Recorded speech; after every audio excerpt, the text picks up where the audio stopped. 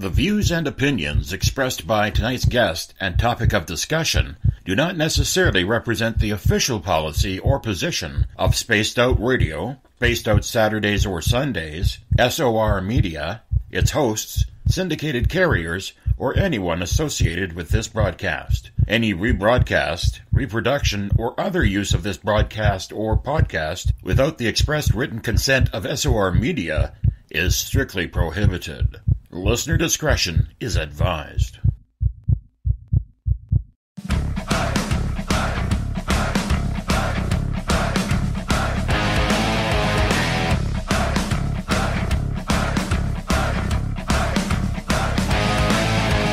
Are you experienced? Then come own the night with us.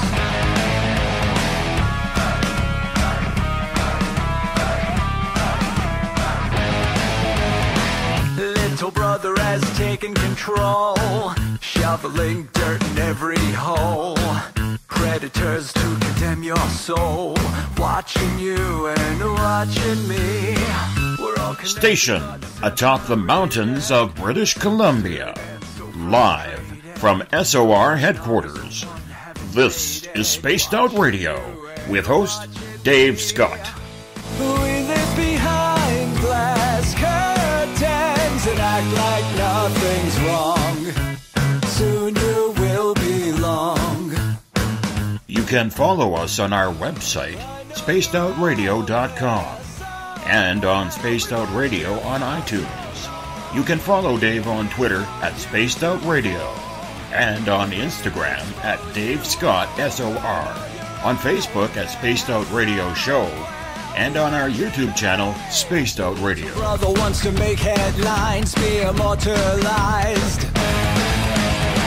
Everyone's got an electric eye with the digital spies. They've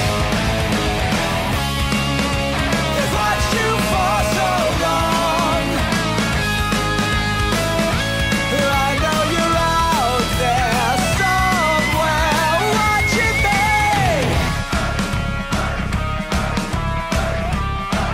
me. Buckle up, space travelers. It's time to go for a ride on Spaced Out Radio with host Dave Scott. I know you're out there somewhere. We've watched you for so long. Wait for you to fall. We will expose you all. I know you're out there somewhere watching me. Little brother wants to make headlines, be immortalized. It's Friday, March 9th, Saturday, March 10th if you're on the East Coast or across the pond, and this is Spaced Out Radio. Hope you had a great day at night. I am your host, sitting in the captain's chair, Dave Scott, live from the Great White North in the Central Cariboo region on top of the mountains of central British Columbia, right here at SOR headquarters. We are 150,000 strong. Nightly on WQEE 99 Rock the Key down in Noonan, Georgia. We are live as well on the United Public Radio Network, 107.7 FM in New Orleans, and over 150 countries around the world. We are also live at spacedoutradio.com, Spreaker, The Fringe FM, and if you're listening in on Revolution Radio, remember the Double R Machine is a donation station financed by you, the valued listener. Head on over to revolution.radio and donate today. Now, we are all over social media. You can watch us live on periscope.tv. We're on Twitter at Spaced Out Radio. Give our Facebook page a like, Spaced Out Radio Show. On Instagram, follow me at Dave Scott SOR. Subscribe to our YouTube channel. Go to youtube.com/Spaced Out Radio. That's where we store our archives. You can download our shows from iTunes. We're on TuneIn, iHeartRadio, and TalkStream Live. Our website is spacedoutradio.com. Now, if you head to our website, you can do a little shopping at the Spaced Out Radio store, read up on the encounter online, dealing with everything paranormal, strange, and odd. You can also check out my latest blog and great videos from UFO seekers, Contact TV, and so much more. When it comes to the occult, many of us take a look at the long history of witches. Are they good Or are they just like my former mother-in-law who's still pissed off a house landed on her sister? These days, we can say that witches throughout history were very misunderstood. However, that being said, you do have to watch what you say because spells and curses are very real, allegedly, which we will find out from our guest tonight. Writer and empath Sheila Renee Parker makes her second appearance on Spaced Out Radio, her first one about a year and a half ago. She is an expert on all things paranormal. Her blog and popular speaking engagements delve deeply into the power of the mind and spirit. Sheila is followed by thousands of people eager to hear her words about the mostly undiscovered world of spirits, ghosts, and gifts, and being open to the unknown. She is also the author of The Spirit Within and an internationally acclaimed poet. Sheila Renee Parker, always great to have you back on Spaced Out Radio. Thank you so much for sharing a Friday night with us. Oh, my pleasure, Dave. Thank you so much for having me back on your awesome show. This is truly an honor for me. I had no idea that you were an internationally acclaimed poet. Yeah. I've been published for, probably about 2 decades now. Yeah. Wow. What kind a little known fact that a lot of people didn't really, know about, yeah. Well, let's talk about that for a second, because I think poetry is something, I think it's almost becoming a forgotten art form, and yet it is such a beautiful art form. Yes, absolutely. Actually, when I was first initially, published as a poet, I was actually published under my maiden name of Broadway. Sheila Broadway. A lot of people don't know that, but that was a person long ago. But poetry has always been a part of who I am, within my heart and everything. And I just love poetry. I've always been writing. I have a notebook by my bed and everything. And every time I have a line or something pop in my head, I add something to it. But Edgar Allan Poe was always like one of my most favorite poets of all time. So a lot of my poems, they're kind of like, dark and macabre, kind of like what he wrote. So, I don't know, I'm just like, I guess an old classic at heart or something, but that's just what I really love to do. Mm-hmm. Mm-hmm. Why do you think poetry has taken such a back seat as an art form of expression? Well, that's kind of hard to say because, it's, I don't really know, to be honest with you, because I know so many amazing poets out there, personally. Poetry is such a form of expression, like you're saying, that so many people do and everything. And it's so easy to put together a really cool poem, from your heart and just write from your heart. That's what I always tell people to do. But I don't know, I guess it's because, it's something from yesteryear, if you will, and I think a lot of times people might think that it's a little on the cheesy side, that's what, so-and-so wrote for so-and-so. And, a lot of times people think that, like it's kind of like a Hallmark greeting card or something like that, but it's not. There's so much more to it because, like I said, poetry can have such passion in it, in just a small amount of lines, and it can speak volumes with just in however many lines the poet wants to put in it. But a lot of times, like you said, you've got these great, huge novels that come out, that are, like 1,000 pages long and everything. So a lot of people are more geared into reading that because poetry is so short, compared to, and they just forget about it, I guess. It is sad, though, because poetry is so beautiful. I fully agree with you. Do you think that maybe it's because there's so much self-publishing going on now that anybody who has the ability or the stamina to write, whether it's a full book of poetry or a novel, there's just too much out there for people to focus on? Oh, yes, absolutely. I fully agree with that right there because, self-publishing, it's a great tool and everything, and, it makes it so easy for anyone to become published. And, a lot of people, they are more geared into writing those novels, like you were saying, and so I agree with you completely. What else have you been up to in regards to the paranormal, shall we say? Oh, what else have I been up to? Wow. Back in September, I went to a really cool event at, it was a Gulf Coast, Paracon here, and well, not here because I'm not in Biloxi, but it was in Biloxi, Mississippi. That was only a couple of hours away from where I live in Alabama on the Gulf Coast. That was really cool. It was at Jefferson Davis's final resting home and everything, and it was a museum, his house. It was right, right across the street from the beaches. It was a beautiful location. There was an old cemetery, for the fallen soldiers and all. It was a beautiful location. We had a Paracon there back in September, like I was saying, and then after that, it was really cool because there was a, really interesting paranormal investigation where there were like groups of people that went around to different locations at different times and all. That was a lot of fun that I really enjoyed going to. And then later on in November, I went to Minnesota. I don't know if you are familiar with the Palmer House Hotel, which is a fabulous place.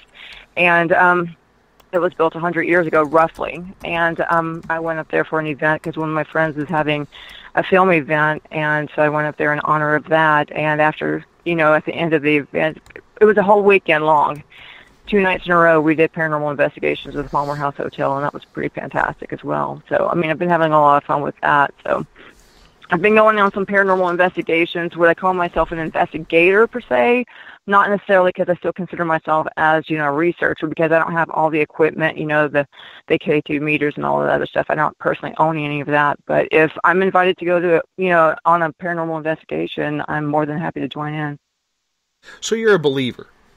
Besides absolutely. Besides an empath. Now, you mentioned you don't own any paranormal investigation gear. Do you use your own senses then to try and figure out the mystery of what is going on at certain locations? Well, being an empath and everything, I don't necessarily just tune in completely to try to, gather all the information that I can. But if it comes to me, yes, I accept it and everything, and, I do pay attention to it and listen to it. So, because I don't want to invite things, that I may not necessarily want to be, inviting. But if it's there, I definitely feel it and everything. So, it's interesting. And so far, I haven't encountered anything malevolent or anything like that at these locations.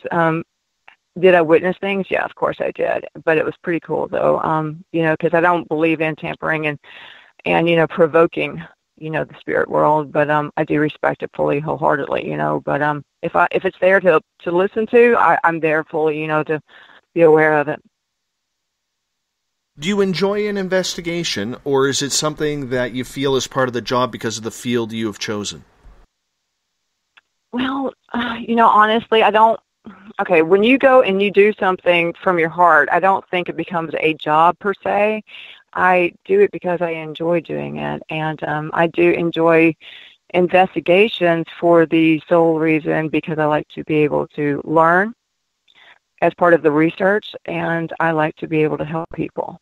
So if I can, do both of those with like 2 birds with 1 stone, then it's all I can do to, to just keep, going with my research and my own, personal, goals in life, as far as my journey goes. It's a learning experience for me. Now, you are also someone who is a self-proclaimed witch.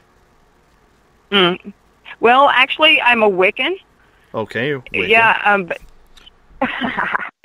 A lot of people get that confused and everything. Not all witches are Wiccans, but because you have different, people like shamans and all that other stuff. And but I am a Wiccan. So do I consider myself as a witch? A white witch, I would say, because you do have the difference between dark, with black magic and everything, and then you have the difference with white magic, which is the light, with the Wiccan and everything. So there is a difference a lot of people don't understand, and that's where a lot of the fear comes into play. Now, let's focus on that for a little bit, because we only have you for the first 2 hours of the show, and, we're going to get into a lot of information tonight. A lot of people cannot draw the difference, including myself, between a Wiccan and a witch. Now, you consider yourself a white witch. Now, how long have you been a witch, so to speak? Well, that's the interesting part. It's really... in my heart, I've always felt it was there. Okay, because, when you feel like you're truly something, it's always there in your heart. Did I embrace it, throughout, all these years and everything? I didn't finally embrace it until just a few short years ago. But here is the interesting thing. A few years ago, probably about 4 years ago, I was at a book signing event. And a sweet little old lady, she comes across the table, and at that one particular moment, there wasn't anyone around, right? And this sweet little lady, I would say she's probably well into her 70s. And she tiptoes, over to the table and all, and she looks at me and she goes, "Oh, well, what's your book about?" And so I was talking to her, just chit-chat, and she seemed pretty interested, and she was really cool. And then she looked at me, she got really quiet, and she goes, "I see things about, people." And I said, "Okay, that's pretty interesting. Tell me about it." And so she got really quiet. She looked around to make sure that no one was listening, and then she goes, "I see things about you." And I said, "Oh, you do? Really? What is it?" She goes, "You used to be a white witch." And I said, "Oh, really?" And I smiled at her and I said, "I know." And she goes, "Okay." And then she was just really quiet, and then she kind of looked around some more, and she just kind of backed up, and then she just walked off. And it was one of the strangest encounters I had ever made, but she was such a sweet lady. But for that to be as random as it was, she just came up to me, and I had never seen her before, and I had never seen her since. I would have loved to have been able to sit there and chit-chat with her more and to see what else she, quote, unquote, saw, because, she was definitely, well into her gift that she was, she said that she had and everything. But that was interesting, and the reason why I smiled at her and I told her that I know, if you, Dave, if you were to go on my site at SheilaRParker.wordpress.com, you can actually see an article that I wrote a while back about reincarnation. And one of my reincarnated lives that I can honestly remember, a lot of people think I'm crazy when I talk about that, but I have memories of a past life, and it was of me being a white witch. And so when she told me what she saw in me as far as being a white witch from a past life, and then I responded back to her and I told her, I know. That's what I was referring to, was my past life when I had back, like 300-400 years ago. And it was really crazy, though, because that's actually one of the first memories that I have as far as reincarnated lives go.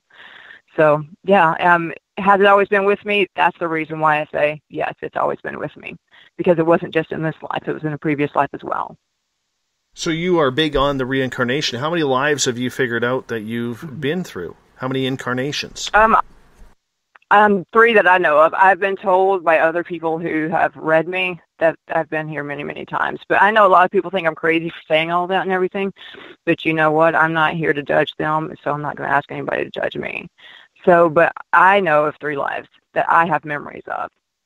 But that's just, it's interesting, though, because like I said, I had that one, and then another time I was in a war. I was in World War I, and then another time I was in a hospital. And I can't recall if I was a patient on that one or if I was the actual nurse on that one, but that was very, very vague, and that was like about 100 years ago.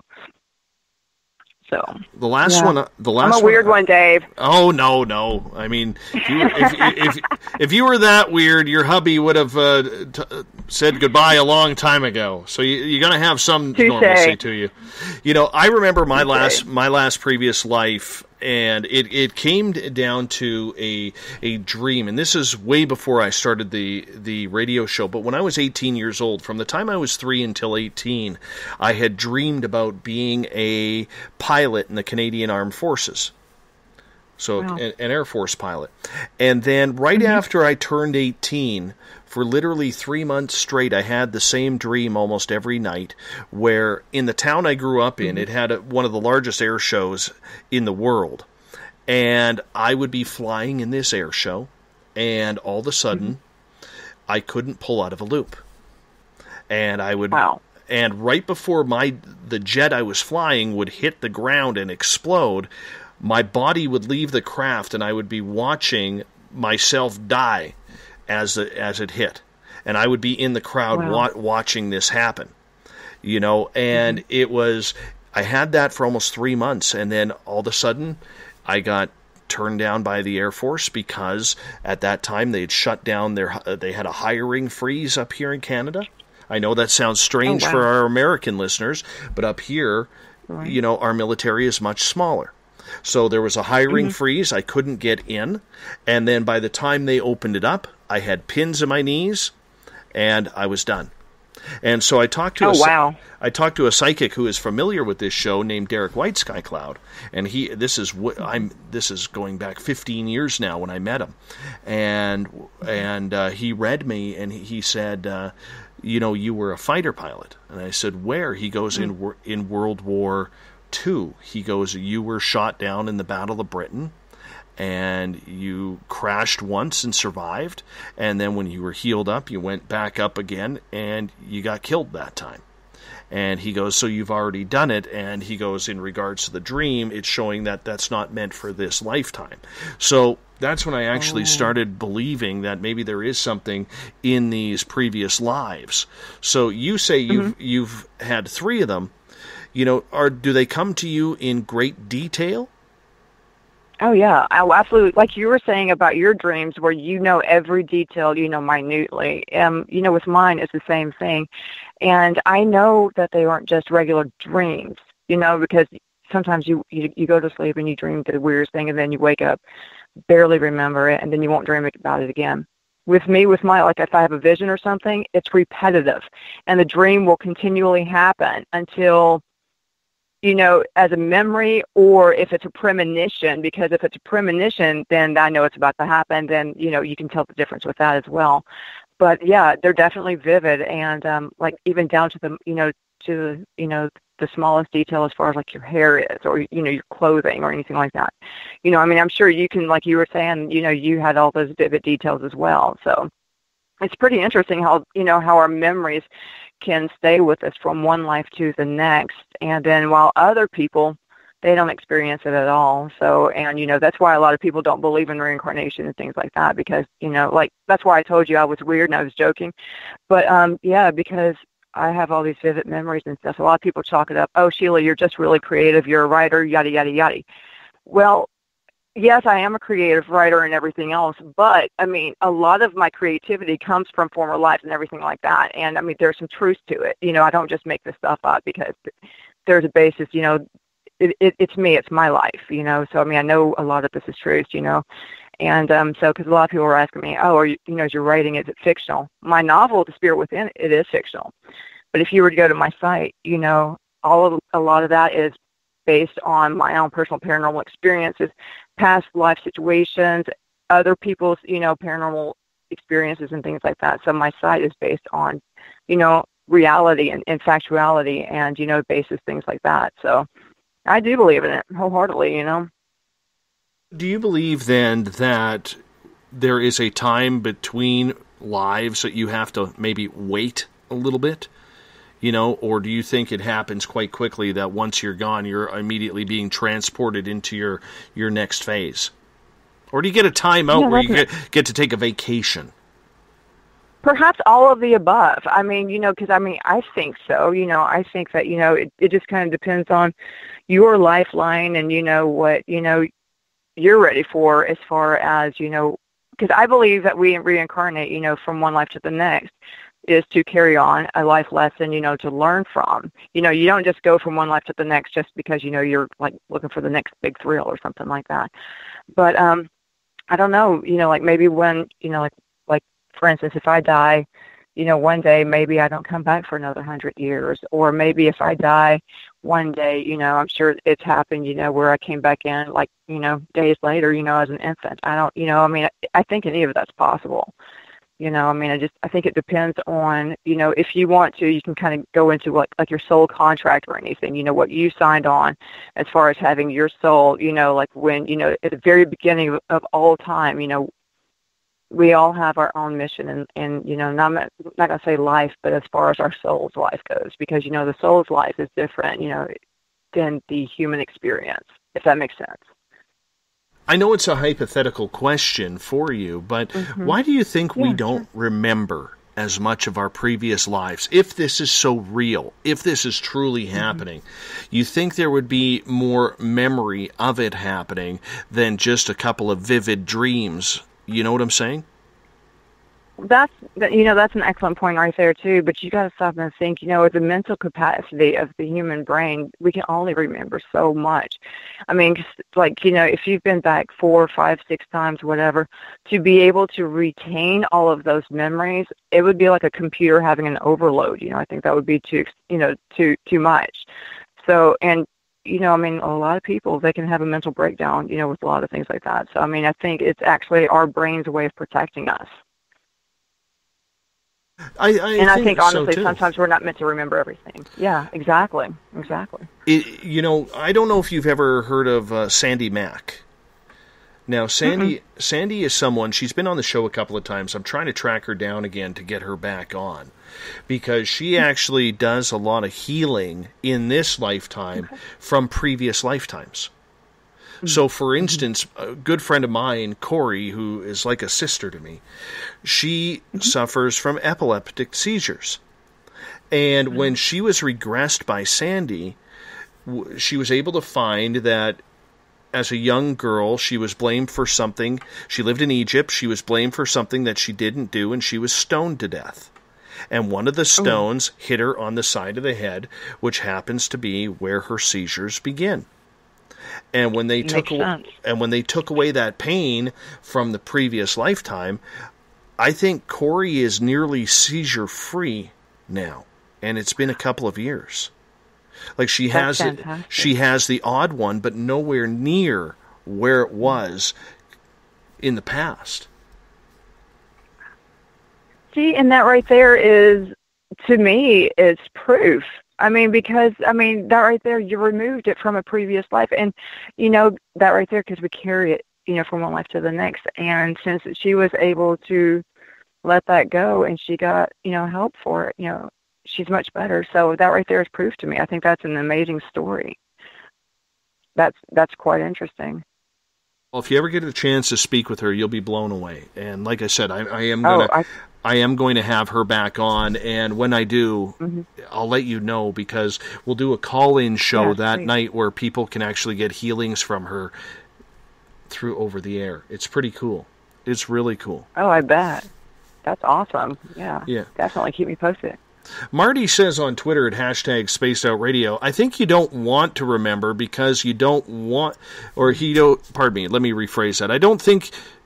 I think you don't remember because you don't want to remember. Most lives in the past were very hard and filled with lots of pain and suffering. What do you think about that?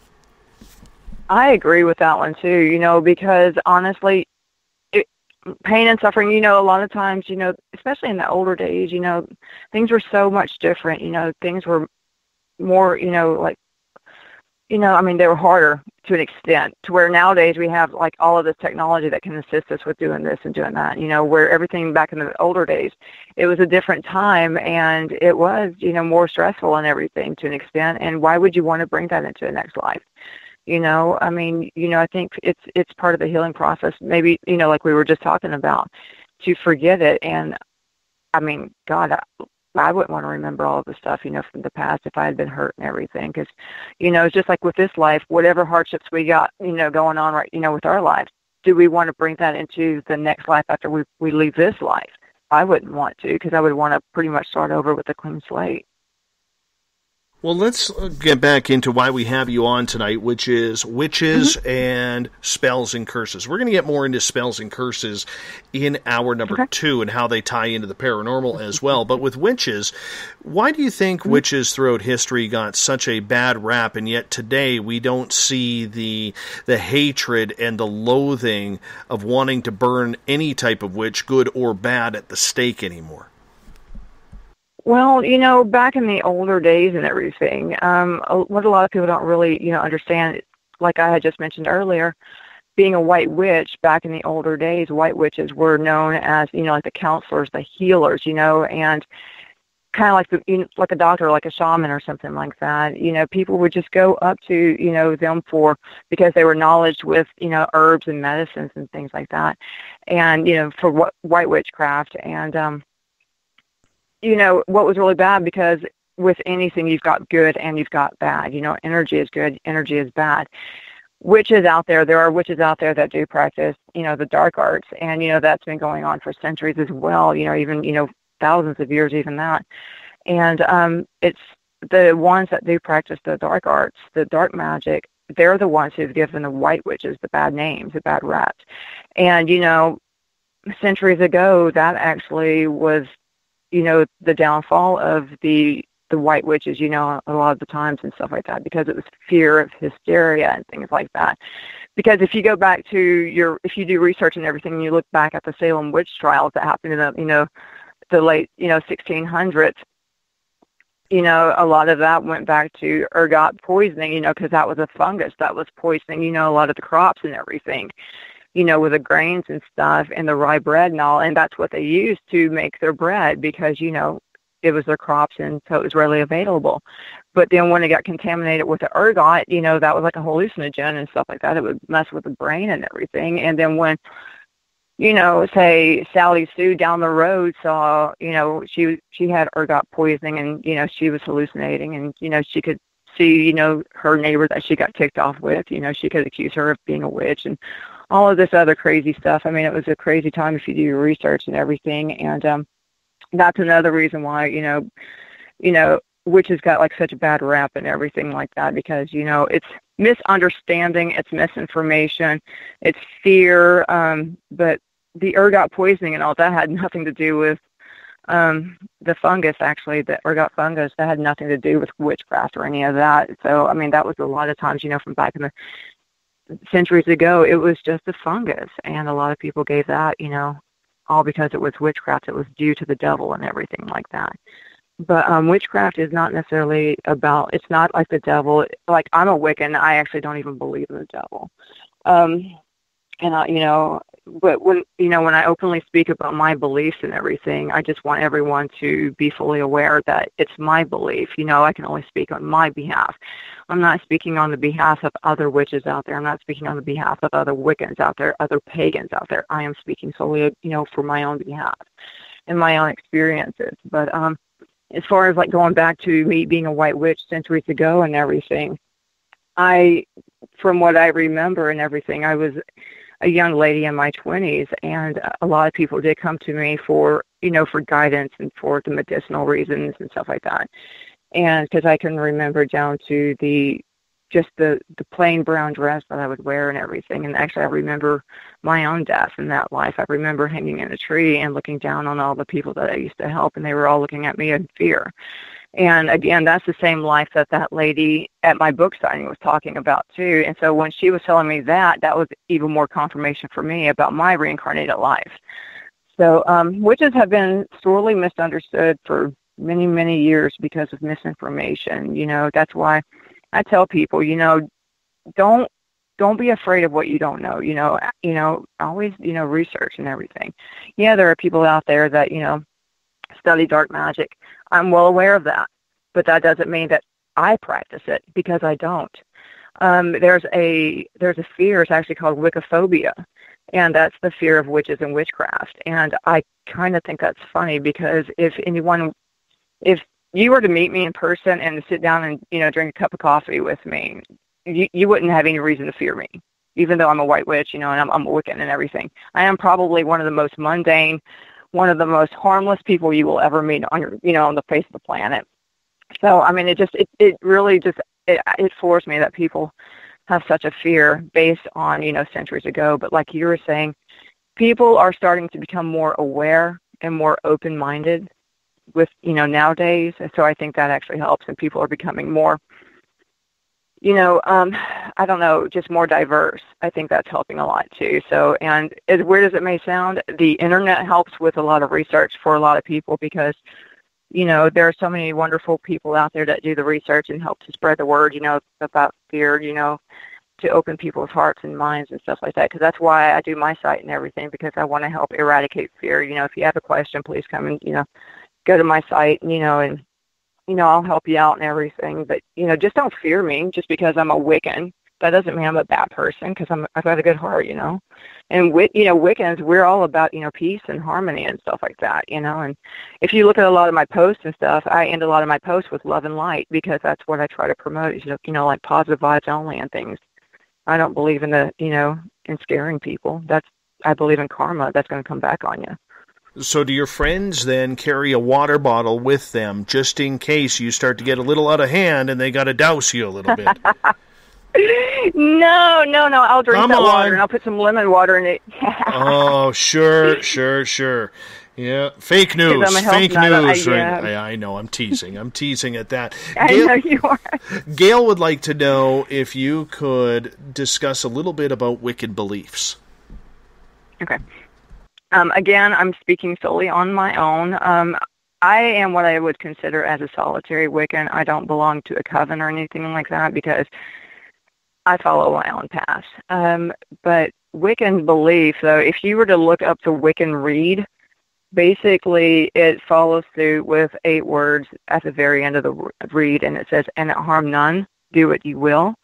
And that basically means that as long as it doesn't hurt anyone, bring harm to anyone, even including yourself, then you know it's okay to proceed, because if you cause harm, and that means, you know, like emotionally, mentally, and physically, anything you do with all of that can come back, and it's karma. So, you know, again, it's promoting, you know, what is good, what is, you know, harmonious, what is peaceful. And because, you know, it in my opinion, it makes me sound like I'm a hippie, but I'm not. But I just don't believe in spreading negative energy and things like that. So, and being a Wiccan, I am very in tune with the natural surroundings. I love being outside, outdoors, you know, especially if it's a beautiful evening and the breezes are blowing and stuff. And to go outside and just, even if it's just 5 minutes, just to close your eyes, breathe in the breeze and everything. To me, it's so invigorating, because it's like becoming one with Gaia, which is Mother Earth. And to me, it's a beautiful moment. And, you know, being a Wiccan for me is actually it's a private spiritual journey for myself, and it's very beautiful. So, you know, that's what it is for me. And like I said, I mean, I know other people, they can add to it with their own personal lives, but, you know, that's what it's like for me. Do you find a lot of peace and zen and harmony? Yes, absolutely, absolutely. And I do that through meditation and things like that. And I also practice with white light magic and the use of incense and crystals and things like that too. And so that helps out a lot. And if you know, I think you and I have spoken before, Dave, that I also work with the angelic realm. I work with, you know, Mary. She's my spirit guide and everything. So that helps to keep the positive energy as well and everything. So I have my angelic radio tuned in, and I know that's going to confuse a lot of people, because they're going to be like, oh, but, you know, angels, and, you know, it's Christian and everything. Actually, I don't view angels as a Christian thing. You know, angels to me, they're messengers, you know, and if we're all in tune to the universe, regardless of what, you know, vibrational frequency that you're on and everything, we're all energy from the universe. And, you know, I hear their messages, and it's like, it's being a light worker, you know, and so it helps me to spread the positive vibes as well, just listening to the angels. I can, you know, do what I have to do with that as well. And working with lights, and I mean, the candle magic and stuff like that, that helps me to, you know, to, like you were saying, bring a more zenful world about me, and, you know, hopefully those around me as well. Now, I just got another question here from Shar in the chat room, who is asking, do you have any extra ability gifts that you use? Well, you know, I am an empath. I don't know if you want to consider that as an extra ability gift, because to me, that's just part of who I am. It's who I've always been. I do have angelic communication. A lot of people, you know, have always asked me about that. You know, I've been told before in the past not to tell people publicly about that, because it makes me sound like I'm a crazy person hearing voices. But, you know, I joke on that one all the time, because I don't care what people think about me, because I know who I am, and I'm comfortable with who I am. But, yeah, I'm an empath. I, you know, can hear angels. I have my angel radio tuned in all the time. But as far as anything else goes, I wouldn't consider myself as a psychic medium. I don't go out. I don't see spirits. I can feel them. I can't see them. I'm not clairaudient either. I can't hear them per se. I have heard things in the past, but on a regular basis, that's not me. But you know, that's just, I'm an empath, and I have tuned in angel radio. So I don't know exactly, you know. What does that mean? Saying that sounds. What does that mean? What's that, angel radio? Yeah. Well, that's crazy. I can hear the angels all the time. It's a weird vibrational sense that I can hear all the time. And if there's something negative going on, their frequency is even higher. And it's trippy. And because when I was younger, I didn't really understand what it was until I became more into what, you know, my own personal gifts. And it's not like I can hear their words like you and I are speaking. It's a different sense that I can pick up, and as I'm picking up their sense, images start to pop into my head, translated into their messages.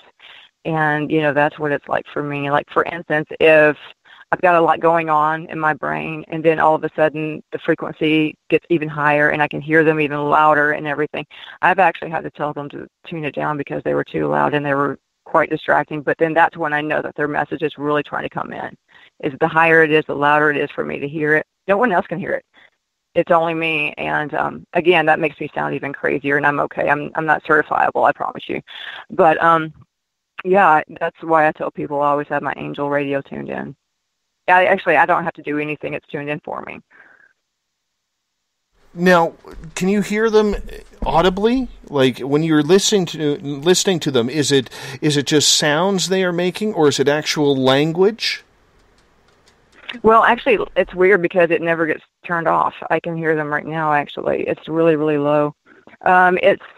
It's not an audible language per se. Like I was saying, it's not like what you and I are speaking. It's just a high sound, high-pitched sound. And I've had people ask me before, well, how do you know it's not, like a demonic presence or something that's trying to get into you?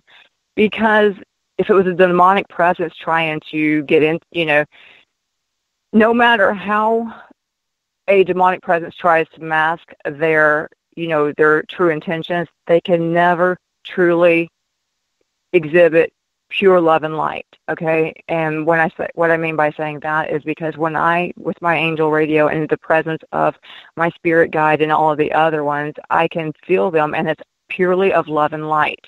And it's warmth, it's love, it's care, it's companionship, it's all of the, it's like a warm, fuzzy little greeting card, to where, like, if it was a demonic presence or anything malevolent, being an empath, I could tell you that, I could tell you, because being an empath, when I feel something negative, it's in my core. I get nauseous. I get just really gloomed out, bummed out and everything. And so I can tell the difference. And when, their presence and all, I don't feel that. So that's why I tell people a lot of times I don't fear things, because I always have my guides with me and everything. And all, I was, like I probably told you before, I was at one of my speaking events, and I was told by a couple of young ladies that they could see, flashes of light that kept on, like, shimmering around me and stuff. And they said that they could see my spirits and, my angels and stuff around me. And a couple of times as I was talking to the group, I would look over and they would constantly be, like, flickering their eyes, like looking away from me. And then after the session was over, that's what they told me. They said, well, we were trying to look at you, but the aura and everything around you was just so bright, we had to look away from you. And I know that's because it was my spirit guides and the other, the angels and stuff. So I know that sounds weird and everything, but that's what I mean when I say I have my angel radio tuned in. How do you know with what you're hearing isn't tinnitus? Because I can tell you right now, I have tinnitus. I can hear my tinnitus behind the headphones that I am talking to you on, and it's a very uncomfortable feeling to continually hear that high pitched squelch. And if I could figure out a way to turn it off, I sure as hell would. But on the flip side, I have had experiences in my training with my good friend Pascal Lachance, when he was opening me up, that if you do have a ringing in your ear that is abnormal, you can actually ask them to turn it down, whoever they are, and they will. And I've done that successfully as well. But I'm just curious, in your end, what's the difference between the two? Okay, well, like you were saying that, yours is uncomfortable and you just want to shut it off. Mine's not uncomfortable. Again, mine is associated with the feeling of warmth and love. And it's hard to explain because, to be honest with you, I have had ear problems right before, I was right at teenage years. I had a blister to burst on my eardrum. So, in my right ear, a lot of people don't understand. They don't know that I'm actually, I can hear, but in my right side, there's a little bit of a deafening going on because of the scar tissue that's on my eardrum. So, I mean, I've had all that looked at and everything like that, through medical professions. So, and I'm actually fine as far as, like what you were talking about, hearing the ringing and stuff like that. So mine's not physical like that would be, because I have had that checked out because I had issues when I was younger. But, like I said, being older and all, and I can hear that, and I don't feel any kind of discomfort from that or anything like that at all. And it's different, though, because, again, mine's associated with warmth and love and light and everything else. And to be able to get their visions, I see flashes of their messages in my brain as well when I hear that. So that's confirmation to me that they're sending me messages, to give to other people, because it will be like in, relation to whatever's being talked about, if that makes sense. Kind of like a psychic gets a vision, that's kind of like the same thing. So you can tell the difference. I mean, obviously, you wouldn't be saying that you couldn't, if and we have to take your word on that in regards to it. And with my own experiences with hearing the tuning that you ask them to tune down, and they actually do, I can see where you're coming from. Now, that may seem a little woo-woo for a lot of people out there, but when you say it's a very peaceful, enjoying harmony or whatever it is. How could we describe that on a musical term, or so people get a sense of what you're actually hearing? Right. Well, kind of like what you were saying a little while ago. Yours is like, I don't know if it's piercing, but it's uncomfortable. What I hear isn't uncomfortable. It's hard to explain, because I wish I could take it out of, me and let you hear it.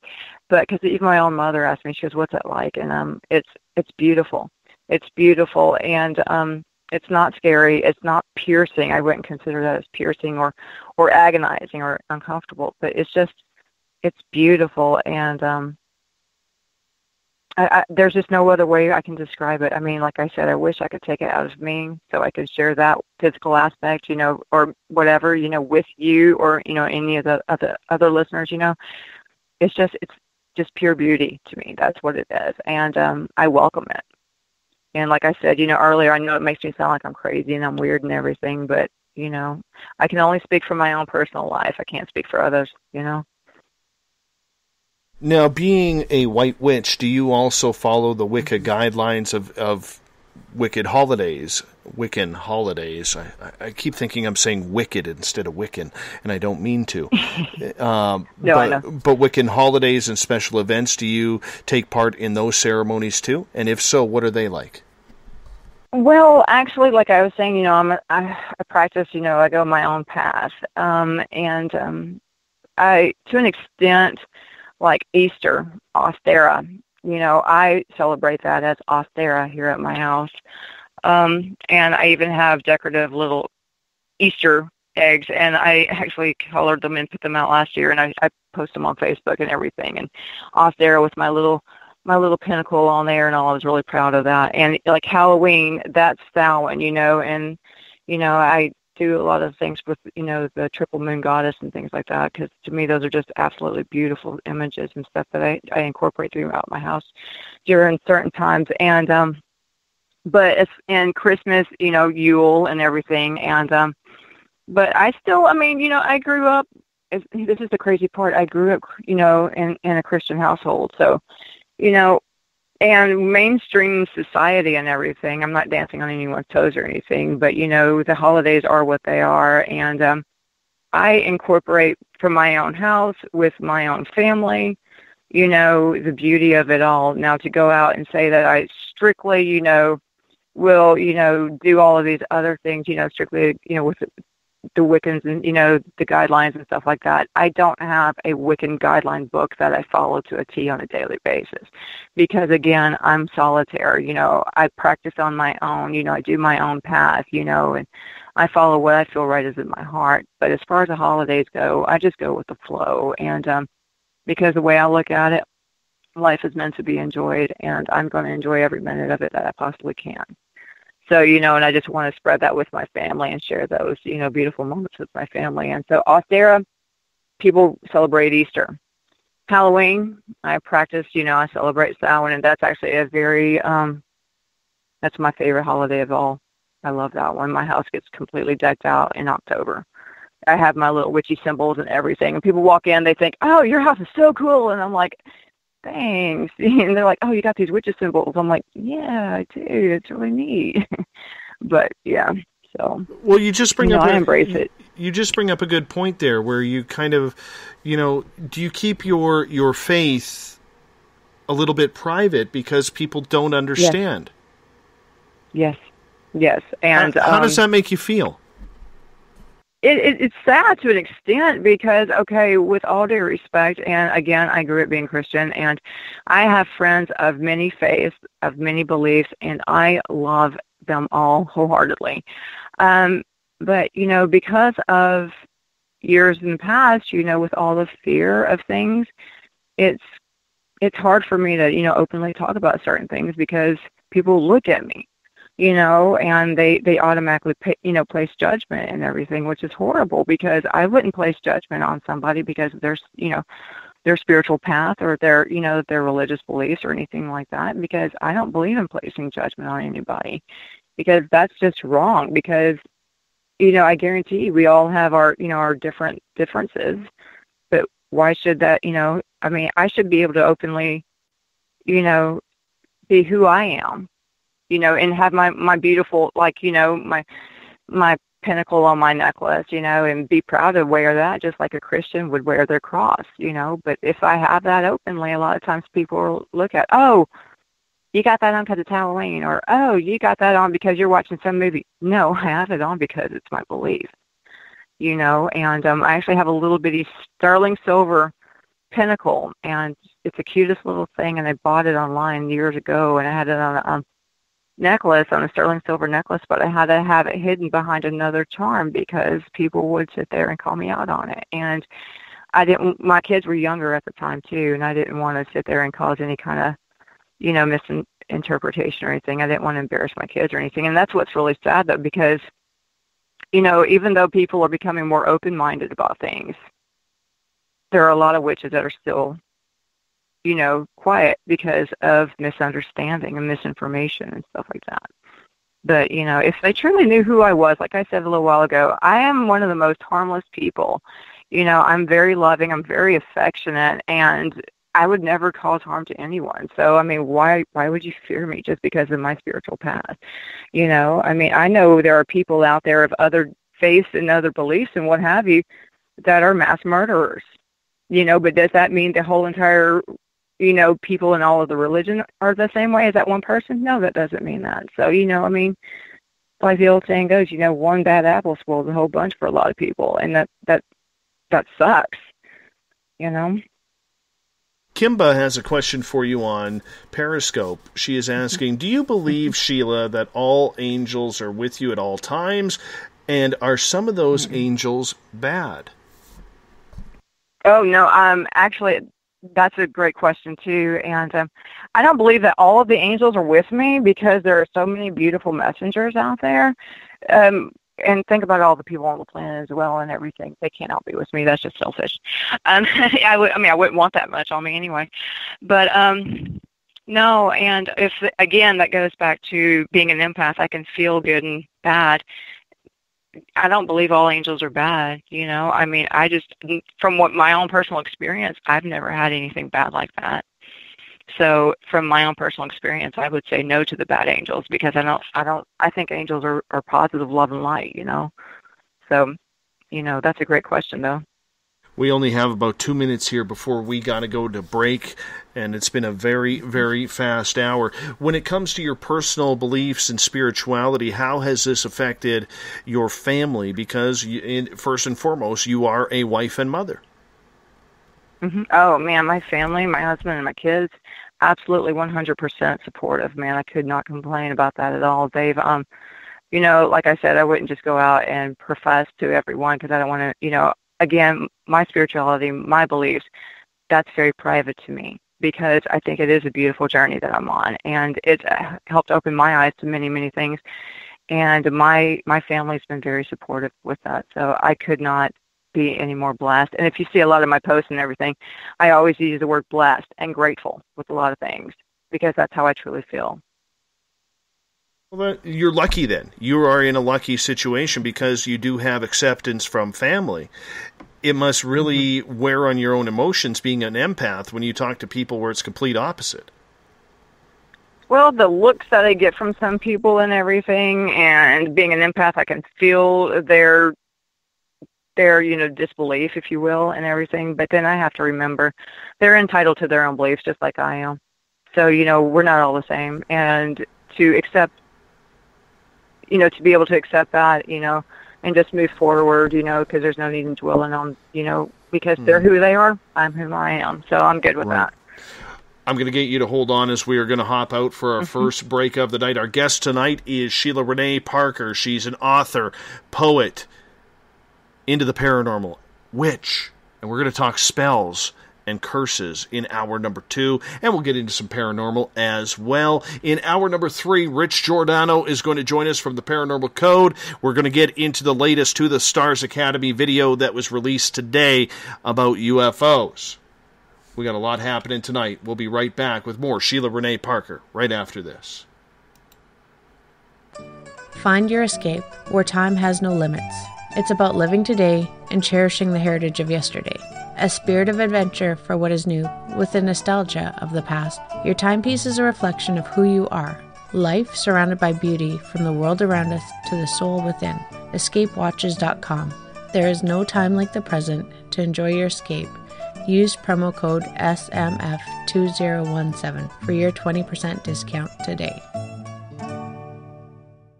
Lori and Fenton here, SOR listeners. Join me at UFOCon 2018 in South San Francisco, California, March 23rd through 25th, where 14 presenters discuss all things disclosure, UFOs, and aliens. Stephen Bassett, Grant Cameron, and Melinda Leslie address disclosure. Preston Dennett will present Inside UFOs. Your Dave Scott and Lynn Buchanan tell of amazing alien contact. Get tickets at caufocon.com. The freedom to post what you want, when you want. That's the social media freedom you need. Social Media Freedom is the free app in your app store. No need to worry about going to jail or being shadow banned any longer. It's the freedom to say what you feel. The freedom to know Big Brother isn't watching. It's the way social media is supposed to be. Social Media Freedom. It's time to set yourself free. Download from your app store today. Coming September 28th to the 30th, it's our first annual Caribou Paracon, put on by Spaced Out Radio and the Canadian Society of Questers. 3 days of paranormal, supernatural, and spiritual knowledge in the beautiful 108 Mile Ranch, British Columbia. Tickets are $150 Canadian for the event, being held at the Spruce Hills Resort and Spa. Come watch our featured speaker, Grant Cameron, along with Laurie and Fenton, David Weatherly, Ross Allison, and more. The Caribou Paracon, celebrating everything paranormal. Hey Space Travelers, it's Joe Roop, your host of Spaced Out Saturdays. Come join me as we explore the realms of the paranormal, the esoteric, and everything in between every Saturday night at 9 p.m. Pacific, midnight Eastern. You know the truth is out there. Don't get caught sleepwalking. Come join Spaced Out Saturdays. That's every Saturday night, 9 p.m. Pacific, midnight Eastern, right here on SpacedOutRadio.com. Psychic Sundays, spiritual communication, ET contact, Sasquatch in your backyard. We will have it all on Cosmic Passport with me, Elizabeth Anglin.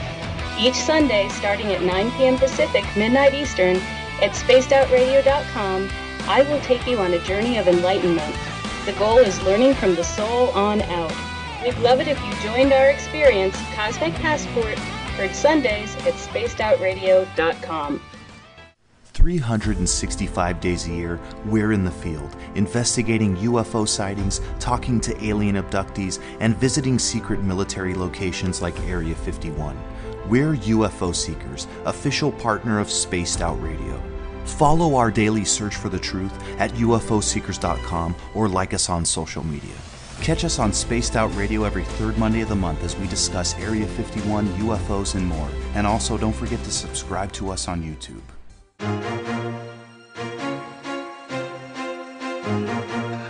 From coast to coast to coast, Blacklight Uncharted is taking on the paranormal across Canada. From ghostly hauntings to the UFOs flying above in conjunction with MUFON Canada, we're closely investigating what's going on in the northern skies and checking out the apparitions that walk among us. Check out our videos right here at spacedoutradio.com. We want to know your thoughts, we want to hear your experiences, and we want you to share your stories. The answers are out there, and we intend to find them. It's paranormal news at its finest. Welcome to The Encounter. At spacedoutradio.com, The Encounter online is SOR's trusted news source for everything weird and strange going on around the world. This is news editor Eric Markham. Our team of journalists are scouring the planet for those strange stories that rarely make the mainstream. No fear-mongering or fake news here. Head over to spacedoutradio.com and encounter The Encounter.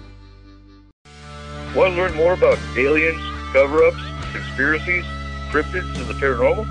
All you have to do is tune in S4 as we take over the Spaced Out Radio Night, starting at midnight Pacific, 3 a.m. Eastern, each and every Saturday night, right after Spaced Out Saturdays. Hi there, this is Eric Cooper from Forest Moon Paranormal. Join me, Corey Ruse, and friends as we discuss the hot topics of the night. It's fun, entertaining, and as dark as the night. Find us at spacedoutradio.com. Are you interested in advertising on Spaced Out Radio? Head to our website at spacedoutradio.com and click on our advertising tab. There, you will find an assortment of ways you can get your product out there with us, from radio commercials to banners and social media. Have a product you like our hosts to endorse? We can do that too. Visit spacedoutradio.com for more details. Do you want to know what's really going on in your world? Do you have questions about who you can trust in the mainstream media? Then look no further than the Rebel Planet. Come get the straight answers right here at spacedoutradio.com. Join me, Jamie Sexton, creator of Rebel Planet News, as I fill you in on the stories behind the stories. All you truth seekers, be sure to tune in to Rebel Planet on spacedoutradio.com the third Thursday of every month. Hey, this is Canadian Paranormal Investigator Mike Moore. The third Wednesday of every month, I'll be teaming up with Dave Scott to bring you Ghosts of the Great White North. Each month, we will bring on guests from across Canada to discuss their ghostly encounters. Canada is a paranormal hotbed with stories you've never heard, so we're going to bring them to you. So get comfy on your Chesterfield, grab a donut, and join us, eh? The views and opinions expressed by tonight's guest and topic of discussion do not necessarily represent the official policy or position of Spaced Out Radio, Spaced Out Weekend, Spaced Out Radio Limited, its hosts, syndicated carriers, or anyone associated with this broadcast. Would you like to connect with us? Head to spacedoutradio.com for all your latest show info. And hit us up on Twitter using the hashtag SpacedOutRadio. Now, back to Dave Scott and SOR. Welcome back to the second hour of Spaced Out Radio. Tonight, I am your host, Dave Scott. Great to have you with us. Tomorrow night and Sunday, I will be out in the wilderness finding my Zen and my Chi, but don't worry, we got great programming for you. Joe Roop is in the headquarters here tomorrow night with Spaced Out Saturdays, and then on Sunday, Cosmic Passport on Spaced Out Sundays with Elizabeth Anglin. Both shows get going at 9 p.m. Pacific, midnight Eastern Time at spacedoutradio.com. We want to welcome in everyone listening in on WQEE 99 Rock the Key down in Noonan, Georgia, home of The Walking Dead. We are live as well on the United Public Radio Network, 107.7 FM in New Orleans, and over 160 countries around the world. We are also live on the Fringe FM, and if you're listening in on Revolution Radio, remember the Double R Machine is a donation station financed by you, the valued listener. Head on over to revolution.radio and donate today. Bill Cardwell has set the password for tonight in the SOR Space Travelers Club. Xanthophyaceae. No, that's wrong. Xanthophyaceae? What is that, Bill? I hate these passwords sometimes. xanthophiacy, or whatever it is. Bill sets a password each and every night right here on the mighty SOR. Now, if you want to follow us on social media, you can do so on periscope.tv. You can follow us on Twitter at Spaced Out Radio. Use the hashtag Spaced Out Radio if you want to connect live with me during the show as well. Give our Facebook page a like, Spaced Out Radio Show. On Instagram, you can follow me at Dave Scott, SOR. Subscribe to our YouTube channel. Go to youtube.com/Spaced Out Radio. We are on iHeartRadio in the United States, TalkStream Live. Tune us in on TuneIn, download and subscribe to our shows from iTunes. Our website is spacedoutradio.com, where we have a plethora of features for you, including shopping at the Spaced Out Radio store, rocking out to some Bumblefoot, reading up on the encounter online, or watching great videos from UFO Seekers, Contact TV, and so much more. Tonight, we bring in for one more hour author, poet, lecturer, Sheila Renee Parker. Her website, sheilarparker.wordpress.com. If you want to check out her great work, I highly suggest you do. We're talking witches, spells, curses, and so much more. Sheila, welcome back. Thank you so much, Dave. Always a pleasure to have you here, and we will do it again a little bit more frequently than the 18 months that it was in between shows. I can't believe it's been that long. Honestly, it seems like it was only yesterday. I know. It's ridiculous. So much fun. I love being on your show. Well, I know, right? we love having you here. That's definitely for sure. You. You know, so Thank you. I want to get into a little bit of spell casting, because I think with a lot of people when it comes to Wicked and witches is the dangers of what can be when spells or curses are placed on people. I personally have had a curse removed from me by someone whom I thought was a friend and turned out to be very, very poorly. Someone who I do not appreciate anymore, and it's really sad because a lot of my experiences happened with this person being around, and this is kind of what got me into this entire field. And this person, I actually had it confirmed by two people that she told that she actually had cursed me over certain things. So that is sad. Yeah, it wasn't fun. That's so sad. It took a couple of years to finally get it out of the system, but it does happen. So you're good. Yeah, I'm good now. Yeah. I've been good for about 2 years now.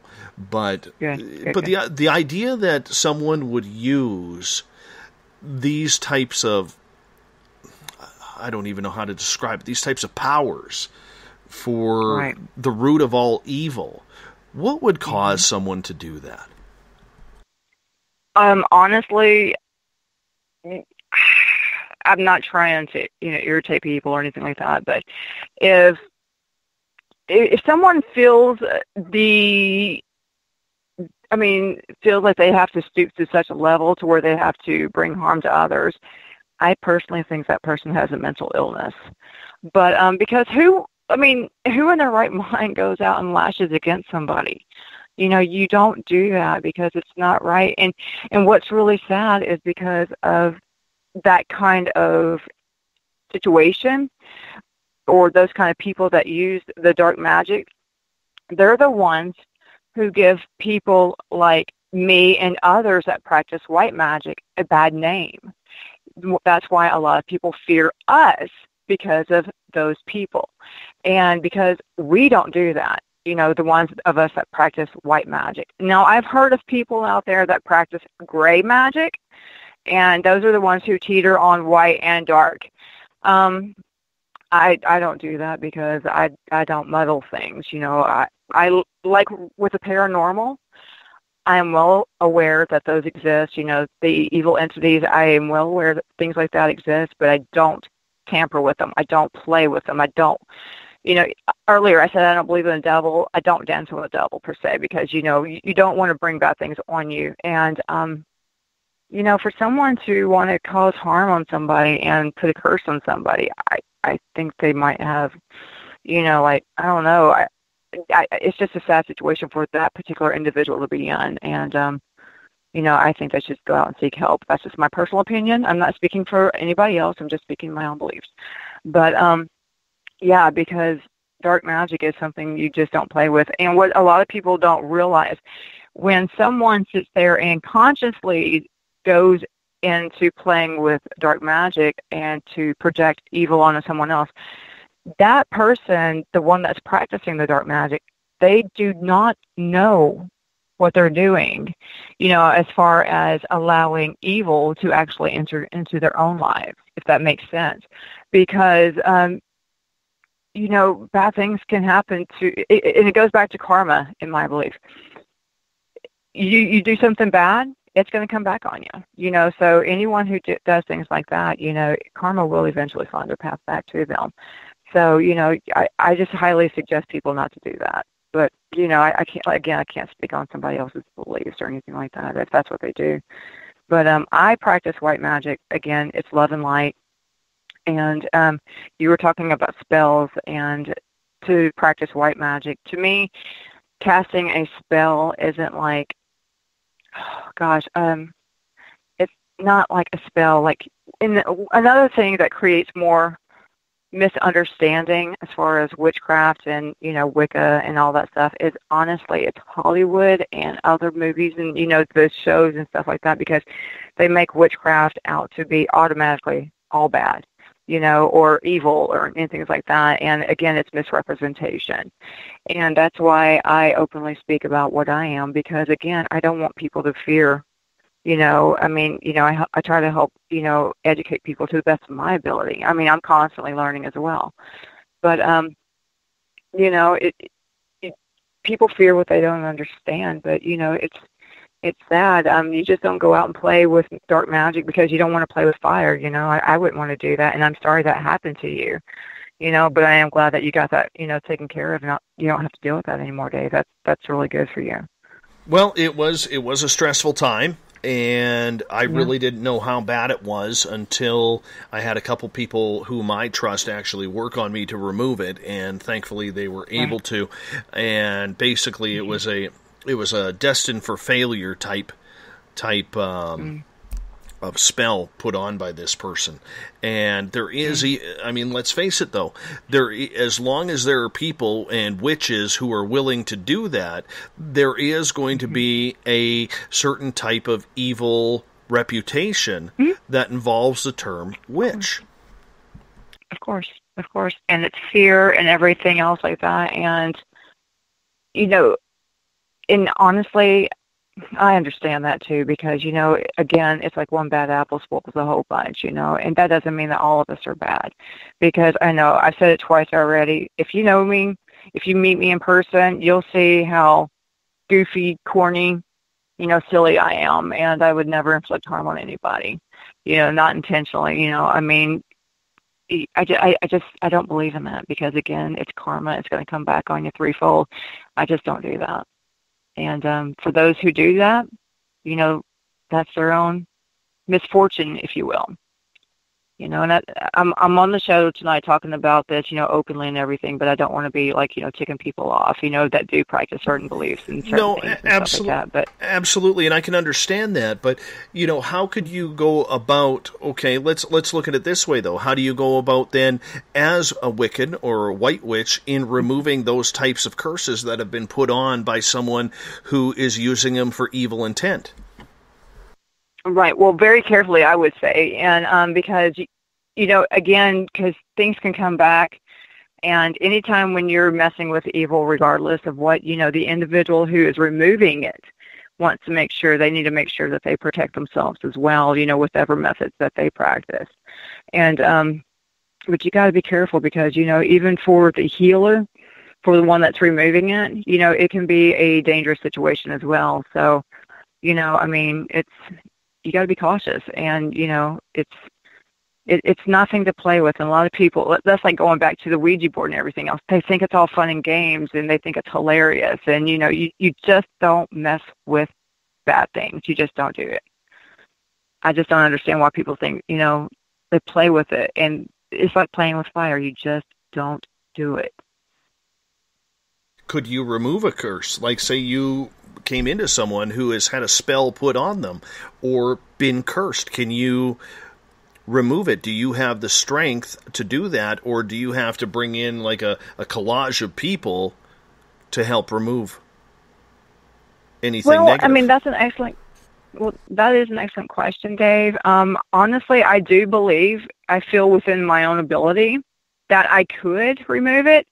Have I ever had to? No, I've never been confronted with that situation. But in my opinion, I believe that it depends on the level of severity, if that makes sense, on the situation. Because I have a lot of amazing friends out there, that are at different levels of certain things with their gifts and everything like that. So I call upon them many times for their guidance as well. And, sometimes it could take one person to help remove a curse. Like you had a couple of people that helped you. It just depends on the level of the severity of the situation and everything. Fortunately, I've never no one's ever approached me to remove a curse. Now, I've been asked to perform love spells on people, which I will not do that because I don't believe in tampering with love. Love, in my opinion, is something that should be freely given and freely received. So I will not force that upon anyone or anything. So many times people have come up to me, hey, I really like so-and-so, but, they're not giving me the attention that I think I deserve. So can you do a spell on them? And I'm like, no, I won't. And how dare you even ask me that? Because again, love is something that should be, freely given and freely, received. So I don't force things. The kind of magic that I work with is, again, spreading positive light, protection for people to help them heal, and things like that. And so, like when I work with candle magic and stuff, I ask my guides for guidance, for protection. I even ask them for knowledge and things like that. So I don't actually, do things, to change people's beliefs or change their lives or anything like that in a certain way like that. And, I'm not going to, do a spell to make someone win the $10 million lottery either. I can't do that. I refuse to do stupid stuff like that because I'm not doing that. But I don't know, and curses are serious. A lot of people don't realize, again, they think it's all fun and games a lot of times, and that's sad because they don't realize the evil that they're inviting into their own lives. So I tell people, use caution. I want to get to a question on Twitter from Canadian Joe at #SpacedOutRadio. He says, would the guest, being you, Sheila, being a white witch, cast a spell to stop a bad person from doing bad things? Well, I mean, you could. You could. Again, you want to use caution on something like that because I don't tamper with certain individuals because, okay, this is my belief. You don't want them to do bad things and everything, but if you see them doing something bad, I actually would go out and, do the old-fashioned thing and, contact the local authorities and things like that because I do believe, okay, here's a crazy thing. I tell people I'm a Wiccan and all this other stuff, and they automatically think, oh, she's just like Charmed. She's like Piper, Phoebe, and Paige. No, it's not like that. I'm not going to sit there and wave my hand and everything is going to be good. It's not like that. I'm not Glinda the Good Witch. But, I do believe in using everyday things that everybody uses. So if you see somebody doing something bad, call the authorities. I'm not going to sit there and use a spell on somebody to stop that person from doing something. Because I do believe in, justice and everything, so I'm not like, what people see on TV or in Hollywood movies. That would be great to be able to wave my hand and say, okay, stop, you can't do anything else anymore. I'm not like the Almighty or anything like that, so yeah, it's different, the misconceptions and stuff that, people have. Dennis is asking, how do you know if a spell is directed at an entity, say a business, or a person? Can you tell, Sheila?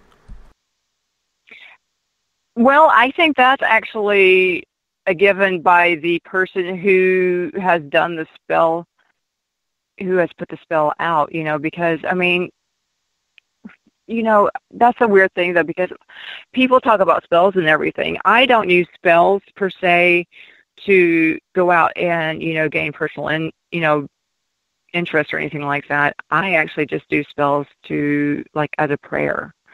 And it's different, though, because there are people out there that do monetary spells and everything towards businesses that helps them to gain, more success and stuff like that.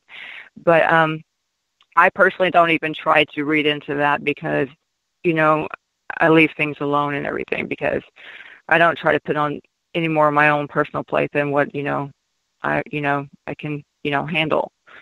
So, yeah, I mean, people do put them on towards businesses, put them on people and things like that, but that's all up to the individual that's placed a spell on themselves, or for themselves, whatever. Well, if that makes sense. Absolutely. Let's go down to Australia where Aussie Andy is asking, does not doing black magic spell on someone to hurt them come back on yourself sevenfold? It could. Now, that's a great question. A lot of people believe in different levels of the fold, like that. I believe in the threefold because I believe in physical, mental, and emotional, and the number 3 has always been a very powerful number for me. That's another reason why I always say threefold. But it can. I mean, that just, personally, in my opinion, that just goes back to the individual's belief. Well, let's go to Kit Kat's question. She is asking, what if someone accepted a curse? Is it any more difficult to remove? Well, why would anyone want to accept a curse? Because curses are primarily evil and their intentions are bad. So why would you want to accept that into your life? That's my question. Well, maybe it would be hard. Sorry for cutting you off. I totally understand. I understand where you're going, but I understand where she is going too, because some people feel so much guilt or so much rage that they feel that they have to carry that burden. They feel it's a part of their ideological plan or spiritual plan that they have to carry the chains. That is an excellent point right there. That's a very great perspective. So that does make a lot of sense. And I do personally think that it would be harder to remove the curse if that were the case, because then the individual that accepted it wouldn't be able to so easily let it go, if that makes sense. Because if you're already accepting it, then what level are you as far as maybe like a depression or anything like that goes, or, some kind of a psychological state, and how far is it going to be, or how hard is it going to be for you to mentally be able to release that and to, send it back out into the ether or let it be eradicated, whatever. So I think it could be much more difficult for the actual person to let go, because that just goes back to their own personal willingness to let it go. Some people may not even realize that they are psychologically hanging on to it as well, because a lot of times people have deep-seated, problems that they're not aware that are so in-depth, if that makes sense.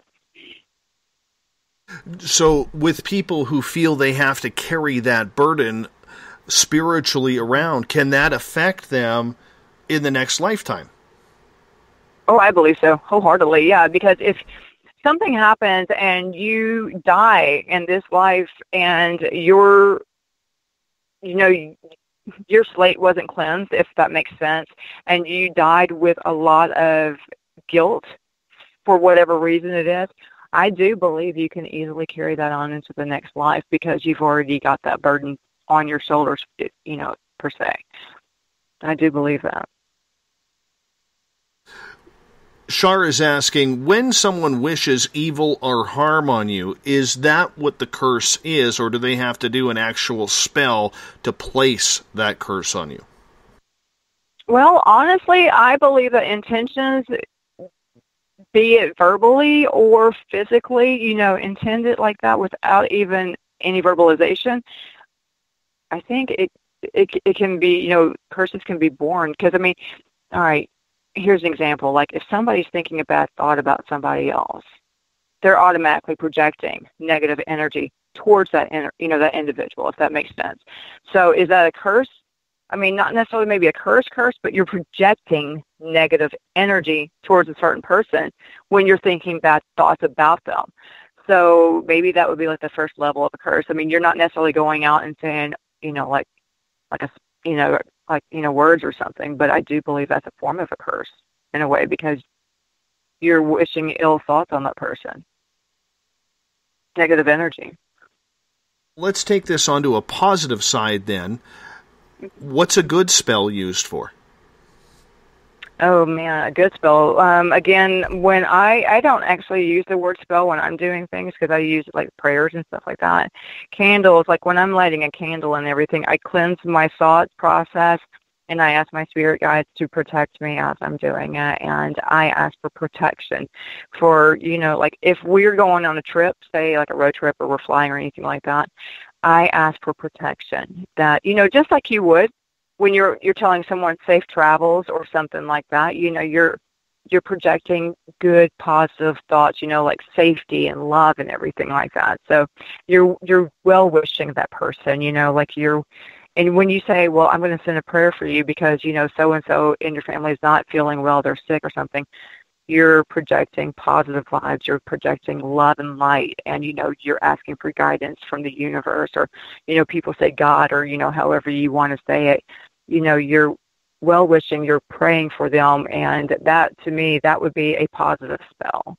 And when I do positive light and everything, because, like, when I'm doing a candle, I light the candle is automatically giving birth to positive light, and as you see, the light's getting bigger and bigger, and you use a lot of visualization as well and everything, and that just makes it more positive and stuff and more infusion. I know it sounds trippy and all, but it all goes from the person's heart as well. And I think it's as with a prayer or anything else, like with any other belief and all, you give power to it, and with all the positive love and light and everything, and I do believe that can heal so much sadness and so much sorrow and everything. So, that would be my spell, my prayer. It's for protection and, for health and things like that. Does karma come into play with your spell casting? Oh, it can. Oh, yeah. Karma can come in. That's why I don't mess with love spells and stuff like that. Because, I've heard situations, not with mine because, again, I don't play with love spells. But if somebody sits there and tries to do a love spell on somebody for personal gain, then it could come back and you never know what kind of a sick psychopathic situation that can invite, if that makes sense. Because, you don't play, I don't do personal gain things like that because I just, again, if it's something that should be given freely and received freely, the universe will bless us with so much beautiful things, so, to ask for, for something in prayer or like a spell form, that's one thing, but I don't believe in forcing the energies to make things happen, if that makes sense. You mentioned love spells a couple of times now. I thought that was only out of the movies. No, they truly exist. A lot of people will, like I said, people have asked me many times to do love spells, and I absolutely refuse to do them. But no, they exist. They do. They definitely exist. Why would someone do that? And again, that? like I said, personal gain, I guess, because, it's really sad. I don't know, because love, again, should be something that's given freely and received freely. And the reason why I say given freely and received freely, because love is a two-way street. And if someone is they love somebody, but the person doesn't love them back, why would you want to perform a spell on that person to make them love you back? Because you're creating a situation that's being forced. You know what I'm saying? And I disagree with that. But again, not to dance on anybody's toes or anything. I'm only speaking from my own personal beliefs. And again, I'm a solitary Wiccan that follows my own path. So, that's just my personal belief. You don't force certain things like that.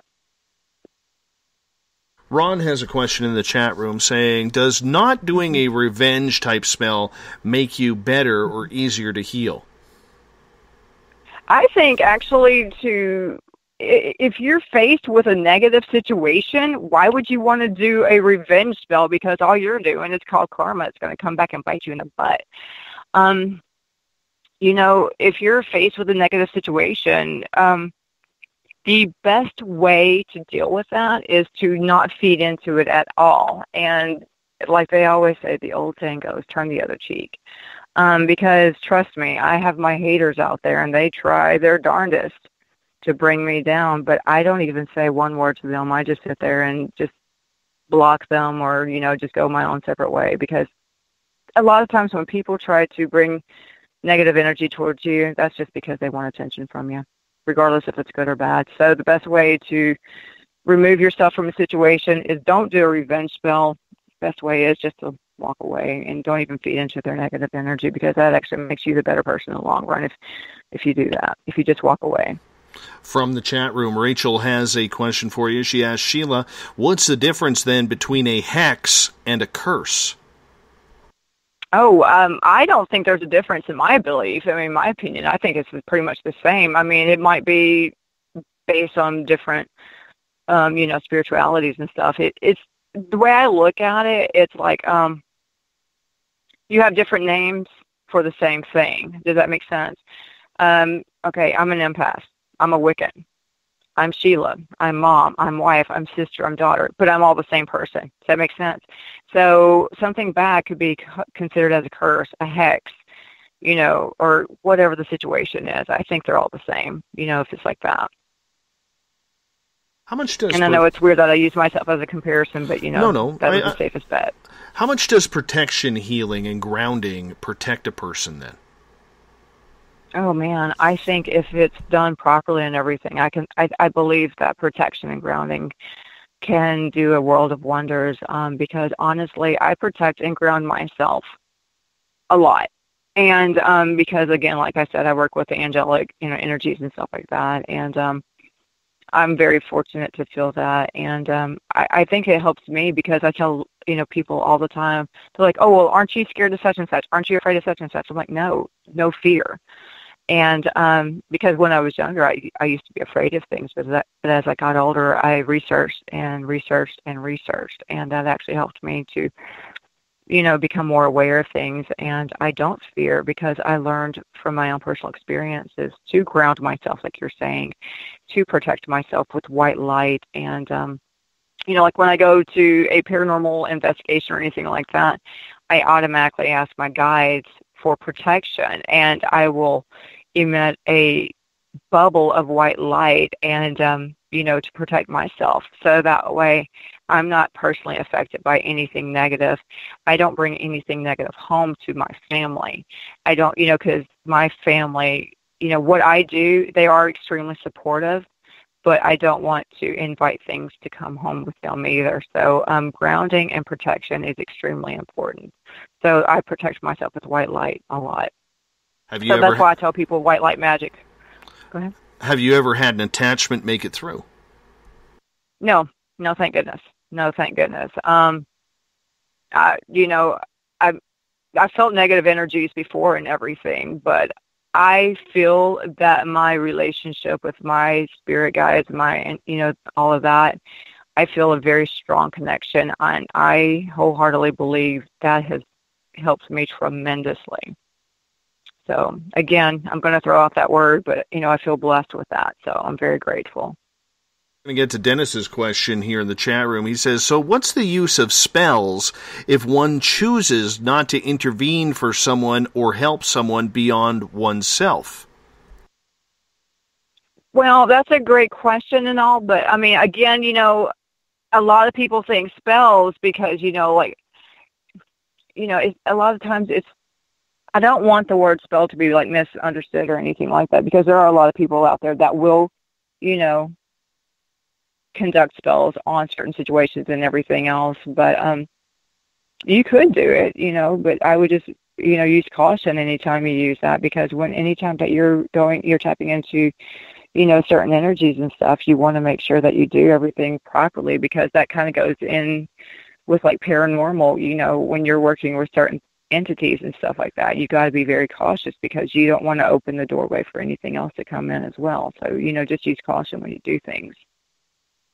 Well, let's go to Dawn's question then. She goes, Sheila, do you use oils or salts in combination with candles? All of the above. Yes, I do. I am a huge believer in my essential oils and things like that. I use my jewelry. With my beads and stuff, I have my oils on them. I use a combination of whatever I feel like I need to use. Actually, when I wrote The Spirit Within, I burned frankincense a lot for mental clarity and things like that. I did that. I cleansed my crystals and things like that with sea salt, and I infused it with the beautiful light from the sun on a beautiful sunny day. and even the moonlight as well, like on full moon and stuff like that. So yes, definitely. And I just love the fragrances from the essential oils as well, because they do so many wonderful things. When you cleanse your own home, or you have a friend who asks you to cleanse their home, what do you use? Is it just straight Palo Santo wood or sage, or do you go into a variety of different aspects with a combination of salts, crystals, and odors, shall we say? Well, you can do, I mean, it just kind of depends on the situation and everything, but I use white sage. That's what I have, and I've always found that to be very effective. And, like, personally, if you were to come into my house, I have a crystal sitting, I have 2 crystals sitting on my windowsill in my kitchen. I have 1 sitting on my bedroom window. I have 3 sitting on my, 3 sitting on my altar. I have an amethyst sitting on my altar. I have candles all throughout my house. I have salt lamps throughout my house for the ionics and stuff like that. And, I have it all throughout my house and stuff like that. But it just depends. And, like, personally, for my own wear, I wear rose quartz as well. I wear a rose quartz bracelet every single day. Actually, I have 2 rose quartz bracelets that I wear every single day, because rose quartz actually helps with compassion and love. And so with me doing with what I do and everything like that, working with love and light, and, it's just more, like you're saying, with grounding and keeping things in perspective for myself. So that's why I work so closely with rose quartz. Do you find that when it comes to gems or stones or crystals, that they even work for so many people out there? They go into a gem store, they hold these gems, and everyone feels the same. Yet there are people such as yourself who will say, oh, well, I get a buzzing feeling or a numbing feeling, or like sparks shooting into my hand when I hold this one. How does that work for you? Because so many people out there aren't feeling anything. I believe it's awareness and just being really in tune. Now, some people that can't feel it, maybe they may want to believe that they're in tune with it, but on a spiritual level, they may not quite be there yet, if that makes sense. Because a lot of times we want to believe things, but if we're psychologically or emotionally not ready to accept it, we're not going to be in tune with that, if that makes sense. Okay, because, I can go somewhere and I'm like, oh, my gosh, I know so-and-so would really love this black tourmaline. It's screaming their name, and I just pick it up, and then, and that's how I find these. It's weird. It's like these stones, they talk to me. And I know a lot of people out there, they know exactly what I'm talking about. And while others are like, what the heck are you talking about, Sheila? You sound like a crazy person. But I don't know. I think it's just the level of being in tune, because when I was younger, I was the same way. I was like, oh, that's a pretty rock, or, oh, that's really cool. Look at the colors in that one. I didn't understand. But the older I get, the more in tune with things that I become. And, like I used the word spiritual journey earlier, and it's definitely been a blessing for me. So that, if you truly want to, be in tune with it and everything, it's weird. It's like, you'll know, like you'll just know, it's hard to explain. Let's get to a question from Ryan here. And Ryan is asking, is any of this psychosomatic or powered by suggestion? Excellent point right there, because I do believe that can be like a, power of suggestion, kind of like that right there, going back to the fear of witches, mass hysteria. Oh my gosh, you got 20 people in a village. They're terrified of this one individual because they saw this one dancing in the moonlight nude. All right, well, then that's going to, it's power of suggestion. That's going to make 20 other people more afraid, if that makes sense. It's kind of like a domino effect. It's the power of suggestion is extremely powerful. Again, that's why I do my own thing. I don't actually follow a crowd, if you will. I'm a solitary, I do my own path. That way, it just helps me with mental clarity, so power of suggestion is a powerful thing, only if the person allows it to happen. Joseph is wondering if you wouldn't mind walking us through a candle ritual.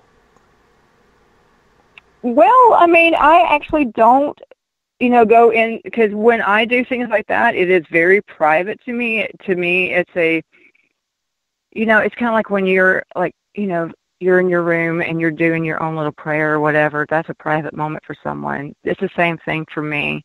But, the gist of it, what I will do, I will just, go to, like my altar. I'll clear my mind completely, try to blank everything out except for with what I want, protection for. And then I will just envision what I want protection for. And then as I light the candle, in my mind, I will sit there and ask for guidance from my guides and Mary. She's my, she's my go-to. And, and then as I'm doing that, I'm sitting there for, however long I feel the need to. As the candle's lit and I close my eyes and I just take in the moment and I focus all my energy and I ask the energy from the universe and all to, for that protection or, whatever kind of love, well-wishing that I'm trying to help project onto someone to help heal that individual. That's basically the gist of me doing a, candle, ritual, if you will. Now, every time I do one, the verbiage is different because, again, it's fully intended on the individual. So when from one thing to the next, my words are going to be different. Follow-up question from Joseph. Do you work with saints as well? I personally don't, but that's just my spiritual belief. There are a lot of people that do. They work with St. Michael and, and everyone else, and I just don't. But, again, that's just my personal, my own little journey. Let's go over to Periscope where there's a couple of questions there for you. And the first one coming from Adnome, who asks, how close is Wicca to Native American beliefs? That's an excellent question because I am a pagan. Native Americans, back in the day and all, a lot of Native Americans, like their beliefs and everything. I've got a lot of Cherokee Indian in me from like my great-great-grandmother. I never got to meet her. Of course, she was long gone before I was even born. But, Wicca is actually like more of a modern tradition form of witchcraft and, things like that. So, but they may hold a lot of the same because we are a nature-based, religion, if you will. I don't like the word religion. I like the word spirituality. That's what I prefer. But, and then you've got your Native Americans, that practice paganism, now granted, not all, everybody follows their own path, but there's just, I think there's some similarities, but, I can't tell you exactly what they would be because I don't follow that path. What are some of the misnomers about spell casting? Because this leads into Rachel's question about, the rumors that, animal parts are used, like frog legs or, the wings of moths or the eyes of newt or something along those lines. Right. Well, I mean, honestly, okay, some people might do that, but again, you have to remember I'm a Wiccan. I don't do that because that would be projecting harm. I mean, not projecting, that would be harmful to a living creature. And we do not do that because, again, that goes like to the Wiccan Read, and harm none, do what you will. If we used frog legs, that means we would have to cut them off of a frog. Or if we used wings of a bat or whatever, we would have to injure that creature, and that would go against who we are. That would go against what I am. And I'm actually a vegetarian as well, and that's not because of animal rights or anything like that. I just don't like the texture of meat. It's just gross to me. But there might be some people out there that I have heard that use the darker arts, darker magic and things like that. They do make animal, sacrifices and stuff like that, which we're against. We are, Wiccans, we are we're peaceful people. We don't do things like that. So that's another misrepresentation where a lot of people would think, oh my God, I bet you do that. No, I don't. I don't, because that goes against my beliefs, because I don't do that. I don't practice things like that. A lot of people I have heard in the past, they do that, but that's with the darker magics that I believe that do that. And again, I'm not speaking on behalf of everybody, just only from my own knowledge. Guy is asking, what is then the most intense result you've ever witnessed? Wow. I did a healing one several years ago, and the individual, I'm not even going to go into extreme detail because, again, it's a very private thing for me, but I did a serious healing one on an individual that was suffering from a severe head injury that was supposed to have taken quite a lengthy time to heal, and the individual was back in school a week later. And they weren't even supposed to have been back into the following year. Isn't that just the power of positivity? Again, if you look at a lot of my writings and stuff like that, I do promote positive vibes, and I do believe that in itself speaks volumes, because positive energy can do so much. And because I know, like, if somebody comes up and greets you with a big, warm hug, that automatically puts you in a right frame of mind. Changes so much. And when somebody invites all of that positive energy within themselves, think of the healing properties that it can do for that person's their body. So that is absolutely true, Dave. I mean, positive energy can do so much for the body. Kimba is asking on Periscope in the chat room there, do you believe in the power of dream catchers? Oh, yes, absolutely. Definitely. I think I actually have a dream catcher above my bed hanging on my window. I've had it there for probably about 3 years now. And again, I have Native blood in me, and my dad was very proud of our Native ancestry. And so I do believe that dream catchers work very well. And they're not just a beautiful piece of jewelry, that somebody might, have like placed around their neck, because you can have like little dream catchers on their necklaces.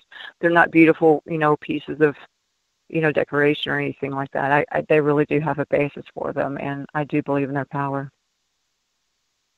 For a lot of people who don't understand what a dream catcher is, could you go into that? A dream catcher, it's basically, okay, well, a lot of people are going to see they're so beautiful, and they can be created in so many different ways, but it looks like a circle, and some of them are little bitty, some of them could be really big depending on the artist and that created it. But they can be they're a circle, and they have like a webbing material, that's spidered all throughout the center of it, and then like we'll have like a crystal or a bead on the very, very center of the circle where the webbing is, and then hanging from it will be like 3 or 4 like leather strands with beautiful ornate beads and feathers, and it's just very, very beautiful. And I've got a friend who makes them, and they're absolutely gorgeous, and there are no two dream catchers alike that my friend makes. And when she makes them, she puts all of her heart into them and everything. And, oh, yeah, they're definitely powerful, I believe, tools for, helping to create, peace in someone's dream life. They are a beautiful piece of art. They really are. Mm-hmm. Absolutely. Absolutely. Do you believe that nightmares or terrors can be trapped in those? And if they are trapped in them, where do they go? What happens to them? Well, I mean, honestly, again, I have mine hanging from my blind in my bedroom. That's right above my bed. And, do I have night terrors? No, I don't have night terrors, but I've had bad dreams before. But I believe that the dream catchers can catch those.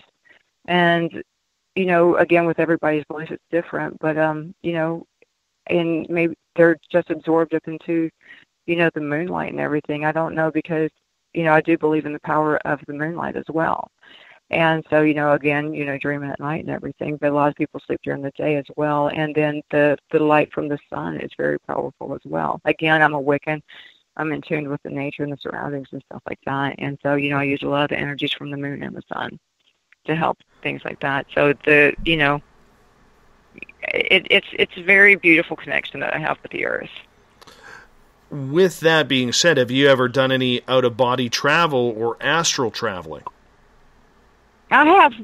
Well, I don't know if I would consider it as astral traveling and stuff like that, but I've had very vivid dreams where I flew around and things like that. And people would be like, oh, yes, Sheila, that was astral traveling, And, but do I intentionally go to bed one night and say, oh, I'm going to go, and project myself astrally? I don't do that. And if it happens, it happens. If it doesn't, I mean, I don't, like I said, I don't, I don't practice it just because I actually have insomnia and I probably should do something, but I try to let my mind ease and rest as much as I can. But yeah, astral projection and stuff, it is a very real thing. I have never done it. I know Eric Cooper's Forest Moon Paranormal team uses astral travel in order to help their clients spiritually with both extraterrestrial and paranormal situations. And, Eric's a good person, and when he tells me it's going on, I like to believe him because he is that kind of guy that you can believe. And I've never had that experience. I've never had an out-of-body experience. I've never astral traveled anywhere. I think in my life I've only ever had one lucid dream that I could truly remember, and it was a trippy time, that one was. And, wow, yeah. But, I guess when I look at it, to try and, I don't want to use the skeptical part of my brain, but a lot of times I have to wonder if this is just overactive imagination. That's a good point as well, because, I am a believer on many, many things, but like we were talking before, I also view things skeptically to a degree because I do believe that a healthy dose of skepticism is needed to help keep things balanced because, you can't just believe every single thing. So that, again, I use the word research. But, yeah, I do believe the same as you, is it a lucid dream? I mean, is it, what all are we, is it our minds playing tricks on us or overactive imagination like you were saying? I mean, there can be so many things, to consider as far as that goes. But that's the way a lot of people look at it. Maybe they're not actually giving into what is truly happening because they think it is all imagination, or maybe a lack of sleep-induced or alcohol-induced or drug-induced by some sort of medication. How does one tell the difference if, say, they have to go to bed on Wellbutrin or OxyContin or something like that due to pain? How do they know they're actually getting the true experience and not just some mind-numbing adventure due to the narcotics? That's very true. That's an excellent point as well, because, I mean, it does make one ponder because that's a possibility as well.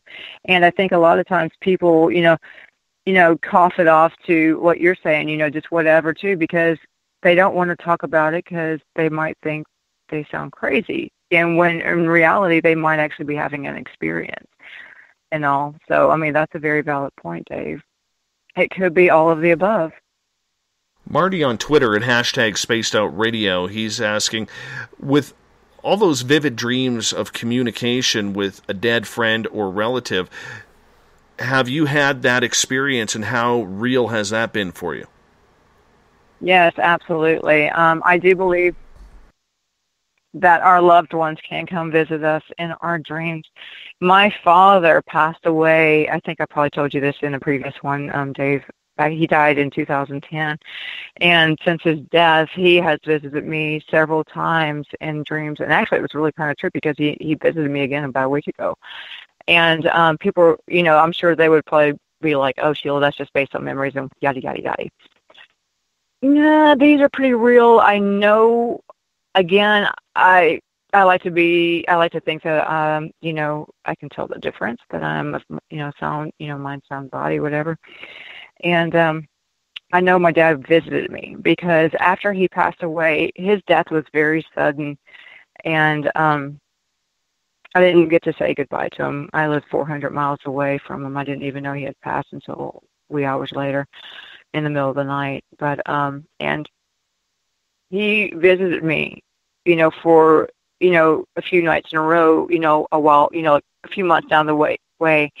And there were several nights that passed by, and I kept on having, him come in my dreams and stuff, but he would never talk to me. And I'm like, why aren't you talking to me? And I would wake up, and I would just be so upset. And I'm like, he's not talking to me. Why is he not talking to me? And I was, I felt like I wasn't getting a closure from him, because he did die so sudden, and I didn't get a chance to talk to him. And but then it was so real, because several months had passed by.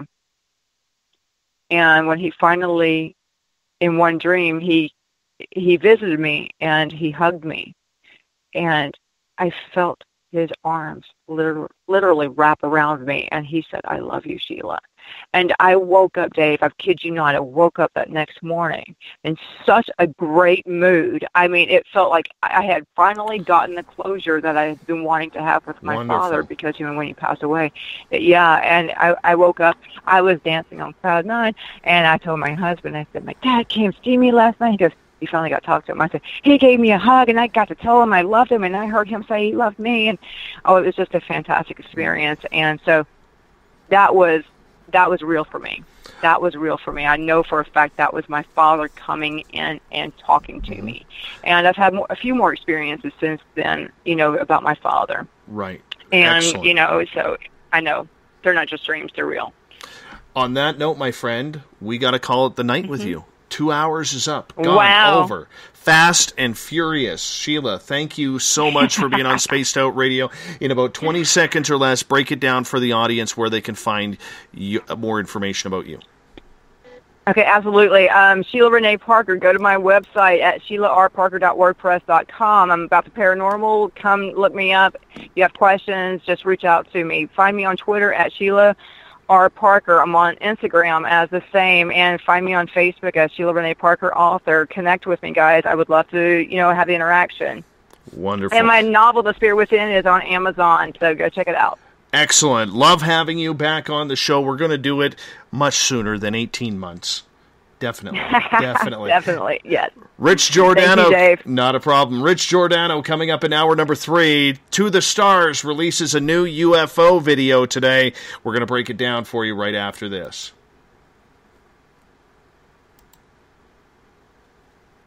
Hello, SOR listeners. Lorian Fenton here. Let me ask you, now that disclosure's happened, what does it mean for ufology? For answers, join us at UFOCon 2018 in South San Francisco, California, March 23rd through 25th. Keynote speakers Stephen Bassett, Grant Cameron, and Melinda Leslie address the current disclosure agenda. Dave Scott, yes, you're Dave Scott, and Lynn Buchanan tell of amazing alien encounters.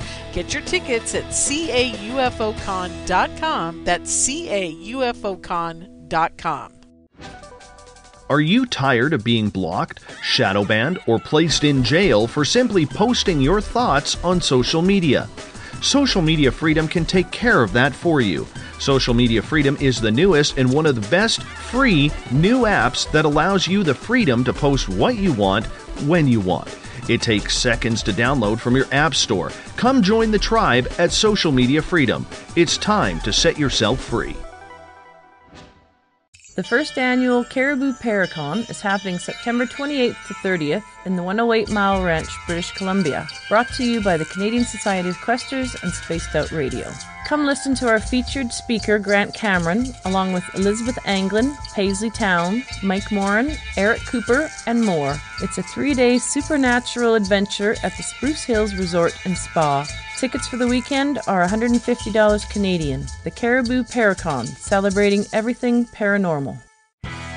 A timepiece is a reflection of who you are, and what better way to show off the real you than with an Escape watch? Escape is a lifestyle brand accessorizing your days and nights. Choose to escape and create the life of discovery that you deserve. Dream, play, unite with your own personalized Escape watch. Head to escapewatches.com. There is no time like the present to enjoy your escape. Use promo code SMF2017 for your 20% discount today. Looking for a place to advertise at a very reasonable cost? Look no further than Spaced Out Radio.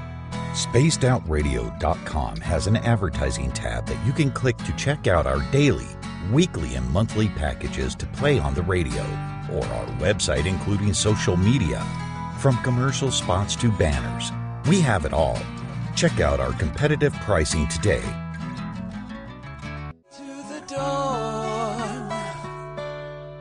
We're lighting the void on Saturday nights on Spaced Out Radio. Hey, this is Joe Roop, and I'm hanging out in SOR headquarters every Saturday night, bringing you the latest news when it comes to the weird and strange. Bigfoot, occult, UFOs, ghosts, and everything in between, I got you covered. You can tune in to SpacedOutRadio.com starting at 9 p.m. Pacific, midnight Eastern Time. Come travel into the void with us on Spaced Out Saturdays. Not ready for bed on Saturday night? Right after Spaced Out Saturdays, hop on over to S4 with Corey Ruiz and me, Eric Cooper from Forest Moon Paranormal. With S4, there are no limits to what we try and uncover. From government conspiracies to helping clean up the paranormal, no topic is safe on S4. We get to the heart of the matter, of the subjects you want to learn more about. So tune in on S4 starting at midnight Pacific, 3 a.m. Eastern, only on SpacedOutRadio.com. Visit purpleplates.com today. For over 40 years, the Purple Energy Plates have been delivering amazing results for their many customers. Inspired by the great genius Nikola Tesla, the harmony, healing, and energetic effects of the plates have proven over and over to be beneficial and often miraculous to thousands of customers. Check their site for daily specials and choose from their many energy products. You won't be sorry. Visit them today at purpleplates.com. Hi there, I'm Butch Witkowski, lead investigator with U4COP. On the final Monday of every month, you can listen to me and host Dave Scott on Spaced Out Radio's Strange Days. We're going to get to the heart of the matter when it comes to what's happening out there. People are seeing and experiencing things from ET contact to Bigfoot, and I want to hear about it. Your experiences are what we investigators need to help solve these unknown mysteries, so tune in at spacedoutradio.com to the final Monday of every month from Butch Witkowski's Strange Days. This is Eric Markham, news editor for the Spaced Out Radio's The Encounter Online. We have put together a great team of writers and journalists from all over the world to bring you top-quality paranormal stories, from alien encounters to the latest conspiracies. You won't find any of that fake news here. True stories and top-notch reporting as we look to bring these experiences to the mainstream. The Encounter Online, only at spacedoutradio.com. Do you want to know the truth? Do UFOs exist? Are aliens real? Are the governments hiding the biggest secret in history? We're UFO seekers, and we're on a hunt for the truth. Subscribe to our YouTube channel and follow along with us as we journey across the United States, visiting UFO hotspots and alien hotspots, trying to document the UFO phenomenon. Catch us on Spaced Out Radio every third Monday of the month as we discuss Area 51, UFOs, and more. And also, don't forget to subscribe to us on YouTube. You hear footsteps in the empty room above you. A rocking chair begins rocking by itself. Don't be afraid of the things that go bump in the night. Reach for Spirit Storybox, the iPhone app the Huffington Post UK called the only ghost hunting app you will ever need. Spirit Storybox. The spirits are telling their stories. It's Cosmic Sundays with me, Elizabeth Anglin, in Cosmic Passport. Let me take you down a 3-hour spiritual journey where we will get into everything from ET contact to Psychic Sundays. It's a journey of listening and learning together with some of the best professionals in their fields. You can tune in to Cosmic Passport at spacedoutradio.com every Sunday, starting at 9 p.m. Pacific, midnight Eastern.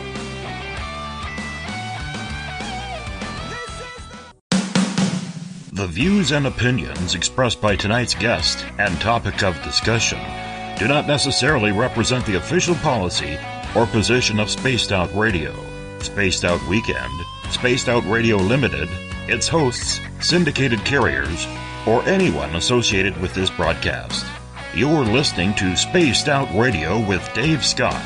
Follow Dave on Twitter at Spaced Out Radio and hashtag Spaced Out Radio, and on Facebook, Spaced Out Radio Show. Now, back to the program. A child grew up Welcome back to the third and final hour of Spaced Out Radio tonight. I am your host, Dave Scott. Great to have you with us. Tomorrow night and Sunday, I will be out in the wilderness finding my Zen and my Chi. But don't you worry, never fear. The weekend crew will soon be here. Joe Roop on Spaced Out Saturdays, and then on Sunday, we have Elizabeth Anglin with Cosmic Passport on Spaced Out Sundays. It'll be wonderful for you. I hope you come on in and attend if you got nothing better planned for your weekend. Much like me, I'll be listening in, but that's what I do. That's exactly what I do, but that's the way I like to do things. 9 p.m. Pacific, midnight Eastern Time at spacedoutradio.com is where you listen on in. We want to welcome in everyone listening in on WQEE 99 Rock the Key down in Noonan, Georgia, home of the Walking Dead. We are live as well on the United Public Radio Network, 107.7 FM in New Orleans and over 160 countries around the world. We are also live on The Fringe FM. And if you're listening in on Revolution Radio, remember the Double R Machine is a donation station financed by you, the valued listener. Head on over to revolution.radio and donate today. Bill Cardwell has set the password for tonight in the SOR Space Travelers Club. Xanthophyceae. Xanthophyceae is your password. Make sure you use it wisely, Space Travelers, as Bill sets a password each and every night right here on the mighty SOR. I think I got it that time. Xanthophyceae. Yes, Xanthophyceae. Just have to say it a few times. Now, if you want to follow us on social media, we are live on periscope.tv Monday through Friday. We are also on Twitter at Spaced Out Radio. Give our Facebook page a like, Spaced Out Radio Show. On Instagram, you can follow me at Dave Scott, SOR. Subscribe to our YouTube channel, Spaced Out Radio. So you go to youtube.com/Spaced Out Radio in order to hear our archives. We are on iHeartRadio in the United States, TalkStream Live. Tune us in on TuneIn. Download and subscribe to our shows on iTunes.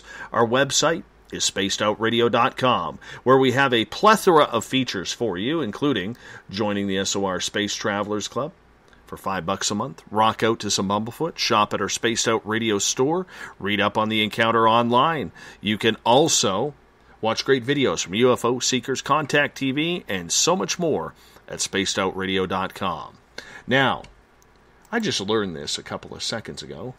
Our guest in Hour 3, Rich Giordano, just turned the big 50 a couple of minutes ago. Happy birthday, Rich Giordano. Thank you, Dave. I'm glad you announced it to the world. I did. Appreciate it. I did. How am I supposed to be in Hollywood at 40? You know, now people are going to know I'm 50. Well, you know, it's the way we like to do things around here, buddy. It's the way we like to do things because we do care and we love our people around here. And you're one of our favorites. I mean, to go back to back with favorites, it always means a lot. You know, for Sheila Renee Parker in Hours 1 and 2. You know, here you go, buddy. Little happy birthday for you. You know, that's the way we like to do things. You know. Oh, yeah. Just feel that. God, I love that. We'll give you this one, though. We're going to... Here you go.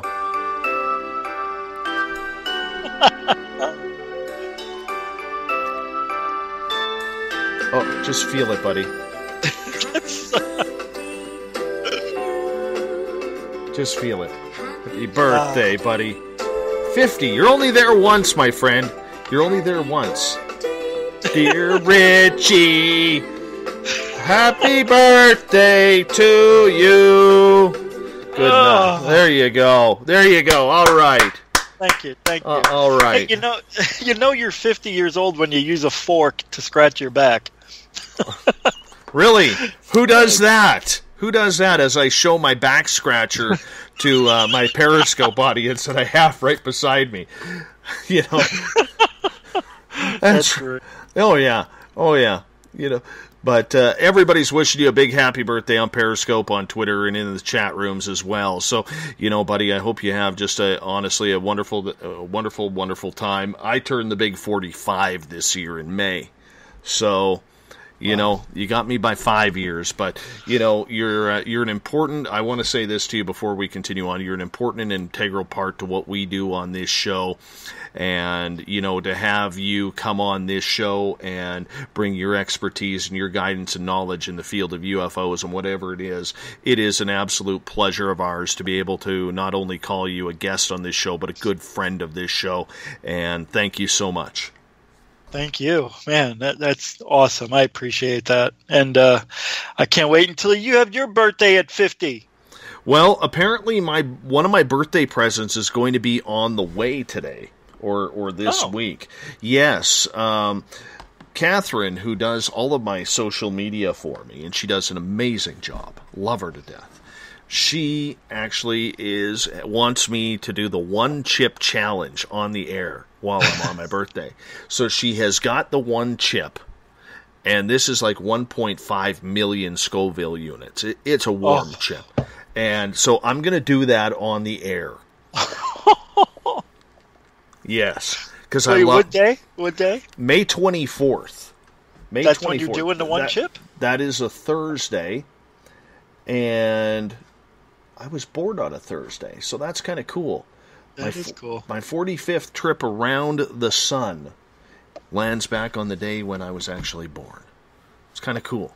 Kind of cool that to is think so that. Cool. Is that the hottest chip or anything that Yes. you will be eating ever? Yeah. Oh, no, I have a hot sauce that is 1.5 million. And yeah, it's terrible. Honestly, it hurts going in, it hurts coming out. And, you know... By the way, just so everybody knows, I did get a big mention from Bill Cardwell on the password, so it is, you know, I deserve that. Thank you, Bill. I appreciate that. Also, I just got passed a little secret note that Mr. Cardwell, who does the passwords, will be celebrating a birthday on Sunday. So, Bill, happy birthday to you, my friend. You are number one for a reason, and you know how much love and respect I have for you as being one of our top listeners in the Veterans Club. Really appreciate that, and your wife, Katie, is pretty awesome as well. So thank you so much for everything that you do with the nightly passwords. It's a lot of fun. We're getting into birthday mode here. But, you know, Rich, I'm pretty excited here, man. I'm 2 weeks away, 2 weeks tonight. You guys listening will have Joe Roop hosting for me, because I will be in San Francisco for the 2018 UFO Con, and I'm getting excited. I've got my presentation complete. I just got to round it out. I've decided I'm going off the top of my head for 1 hour about my experiences with my PowerPoint presentation. I'm pretty stoked about it. So if you're going to be in the San Francisco area between March 23rd to 26th, I would love to have you come on over to the UFO Con at the Holiday Inn Airport Hotel in south part of San Francisco, and I speak on Sunday, but I know there's a few people that are planning on coming. I hope all of you do as well. That's cool. Yeah, man. Is this this isn't your first one, though, or no. First one of these, right? No, I've done 3 other Paracons. I did one last year in Provincetown, and I've done Eric Cooper's Forest Moon Paracon twice. So, but it's going to be fun. But speaking in front of all these people, that's nothing new. So you should be relaxed, right? Or get nervous. Yeah. No, you know what? It's not so much that speaking in front of people doesn't make me nervous, but what makes me nervous is, you know, when you're on radio, your entire job is to try and paint a picture for the audience. So that way they can visualize it in their own mind if you're telling a story. So that's what I'm used to. I'm not used to PowerPoint presentations. I've never done one. So that's what I'm nervous about. You know. Yeah, but you'll have more detail probably because that's the way you paint the picture. So you'll probably have a better presentation than most. Anyway. Well, there's some pretty impressive speakers coming. Impressive speakers. You know, Grant Cameron's going to be there, Steve Bassett, Misha Johnson, Melinda Leslie, some of the top people in the UFO world are going to be in San Francisco that weekend. So to be included in something like that, little old Dave here, it's a giant, giant step for not only myself, but this show, which includes all the listeners, because I kind of feel, without sounding egotistical, but I kind of feel like this is a little bit of a coming out party. That we're finally getting the recognition of 3.5 years of hard work, and I'm so excited about it. I really am. Can you do us all a favor as, Dave Scott on the road? Can you make this like a little movie, a documentary of your whole, from the day you leave till you get there, till you're on your way home type of deal, or is that too much to ask? Well, I am going to be broadcasting a lot on Periscope that weekend. And on Facebook. So it all is going to depend on how good the hotel internet is. Otherwise, I do have a secondary plan.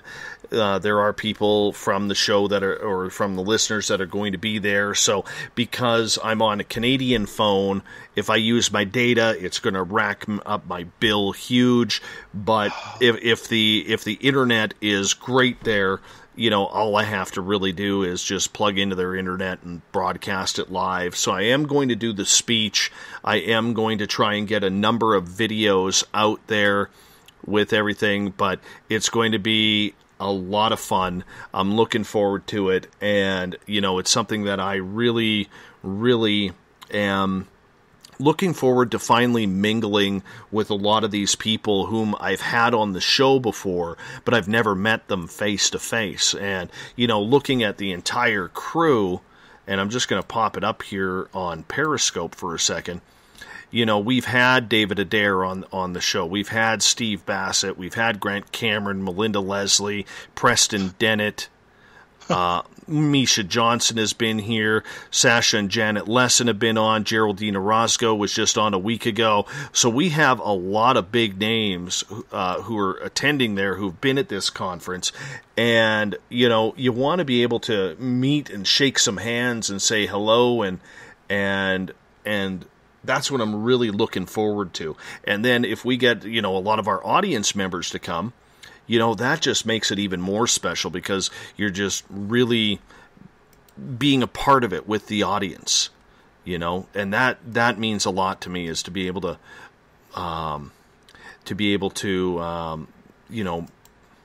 hang out with the audience as well, so it's fantastic. That's cool. Then you're finally meeting the people you've talked to, interviewed. I mean, you're going to represent well, so I'm excited. I can't wait.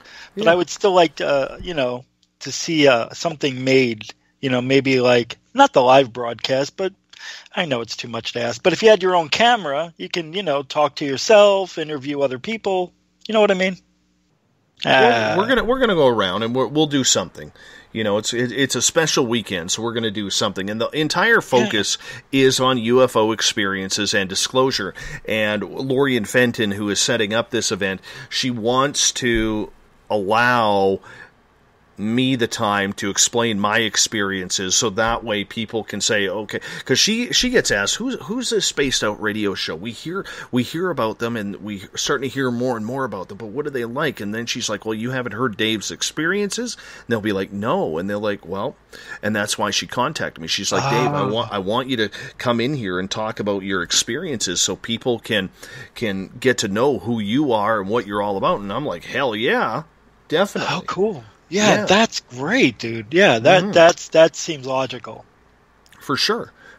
And speaking of disclosure, what this event is actually about, we're going to shift focus here to the reason why you're on, because the To the Stars campaign with Tom DeLonge released another video today. Mm-hmm. And they only released it about 5-6 hours ago. And if you haven't seen it, if you're a Facebook friend of mine, you can go on my profile and check it out there, or we'll make sure that it gets into the Spaced Out Radio group as well on Facebook, and we'll see if we can switch it over to Twitter. I think it's already on Twitter.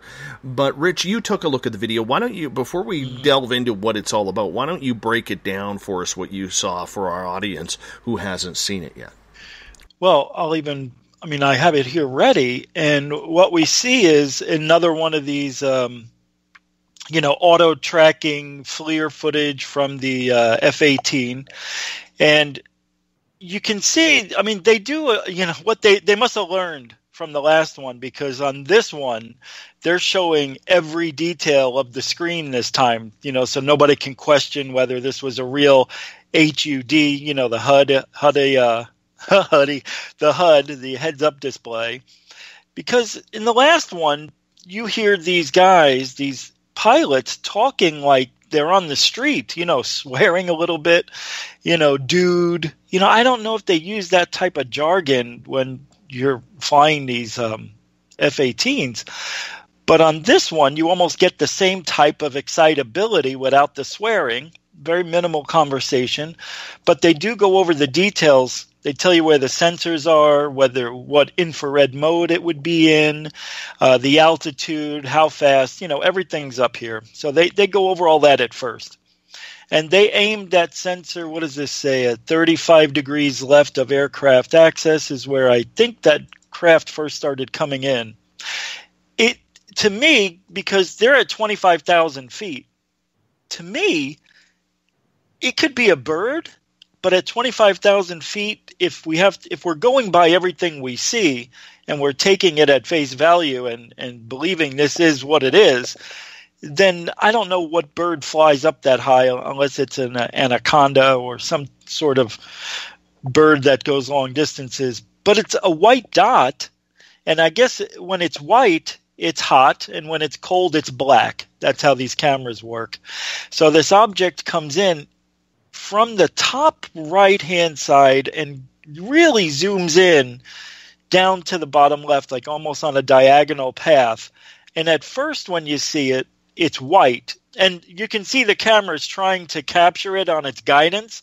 And on the third try, it actually captured it and followed it.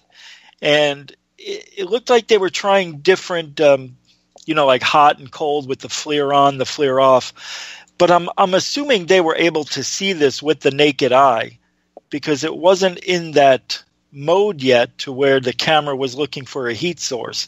Unless I'm wrong on that, because I did only look at it a few times. On the third attempt, the sensor tracking capture is successful. And they say, whoa, got it. They're acting really surprised again. It doesn't, I don't know, man. I mean, this could be anything, Dave. But if it's showing a hot and a cold, I don't understand how it's both, because okay. It looks like they turned on with the auto tracker, they turned on the FLIR camera so you can get the actual heat signature. And I think it says I don't know how cold it is, but that's pretty much what you're going to see and then you can see them following it because the guidance is tracking it. And this white dot turns black when they turn on the FLIR because it's cold, but then when it's off, it's a white dot. So I'm not sure if we're seeing it hot and cold. If anybody knows more. There's not much to it, Dave. There's not much because then it just ends. The video ends. You get to see it for 10 seconds or less. It's not that great. I'm unimpressed. It could be just about anything. Could be a bird. It could be a balloon, depending on the perspective of the video. Are we looking at the ocean here? It looks like if we're at 25,000 feet, it looks like we're looking down at the ocean. So I'm a little confused at what that could be. Yeah, I thought they were looking at the ocean too. Like this thing looks like it's skimming literally inches above the water. But I mean, that would mean that the F-18 has to be in a nosedive in order to get that. Does it not? Or I guess position the camera, pointing down. I don't know the camera technology on an F-18 Hornet. I'm really not sure about that. But, if they position the camera down, obviously they'd be able to look down and see this thing skimming along the ocean. But the way the head-up display is picking it up, it's almost looking like it's right in front. Yeah, I know, right? And the tracking really did a good job. If we believe what we're looking at is legitimate. See, I had a problem with the first one, and now it looks like they're just trying to improve from what they learned on the first release, and give us all the details on this release without showing us anything different or anything new. I'm not impressed. I'm a little bit disappointed, to be honest, because they're supposed to be showing us things that are supposed to be mind-blowing and, it's a life-changing experience. Maybe it is for some people. Maybe because I'm so been into it for so many years, I just expect more. But is this something that the public's going to get excited over? I don't know. I don't think so. Like, to me, it's hard to tell. Is it a big bird, like you mentioned, a condor or something along those lines? Or is it a missile test? Because it could be a missile. I mean, that's what we're looking at. I mean, the object, if you're to look at the video, even on a big screen, the object, I mean, is maybe the size of a quarter of a penny. How do you define that that's an advanced aerial threat when it looks like a penny, and it looks like it could be a, some sort of missile that is following, that is, going along the water, like the Navy shot a missile or a torpedo out and it's following it. I mean, that's what it looked like to me. And I'm not shooting down the video. Don't get me wrong, I'm not trying to be this guy who says, oh, it's to the stars, so it's fake or anything like that. I'm not saying that whatsoever. Right? Yeah. But that's what it looks like. But the guy, one of the guys gets real excited. He goes, oh, okay, whoa, what is that, man? And the guy goes, look at that flying. So they're actually saying it's flying, but, I mean, this could be what they saw back in WW2, the Foo Fighters. Those were really small balls of light, 3 feet in diameter or so. I mean, this could be one of those. Yeah, or it could just be nothing. I hate this. Like, they give you just enough to talk about. That's it. This is what they're doing. Is this what they call the soft disclosure, Dave, where they slowly guide us into what will be the mothership eventually? How many years is this going to take? If they're going at this pace, you're right. I mean, we can't really kill the video. It is what it is. But I'd like to see more. What happened after they saw it? Did they get behind it? Did they track it? Did it disappear? Did it go in the water? Did it go out to space? These are things that they're not showing us. That brings up a very good point, and you're right. That is important. Why do they just cut out? Because if these videos are being released under a FOIA type request, or however they got smuggled out, why are they edited? This could just, this could just be for a promo. Maybe they'll show us. Well, they didn't show us a lot of the other video. Well, 2 minutes. I don't know. I mean, this is seconds. This is 10, 15 seconds. That's it. It's nothing.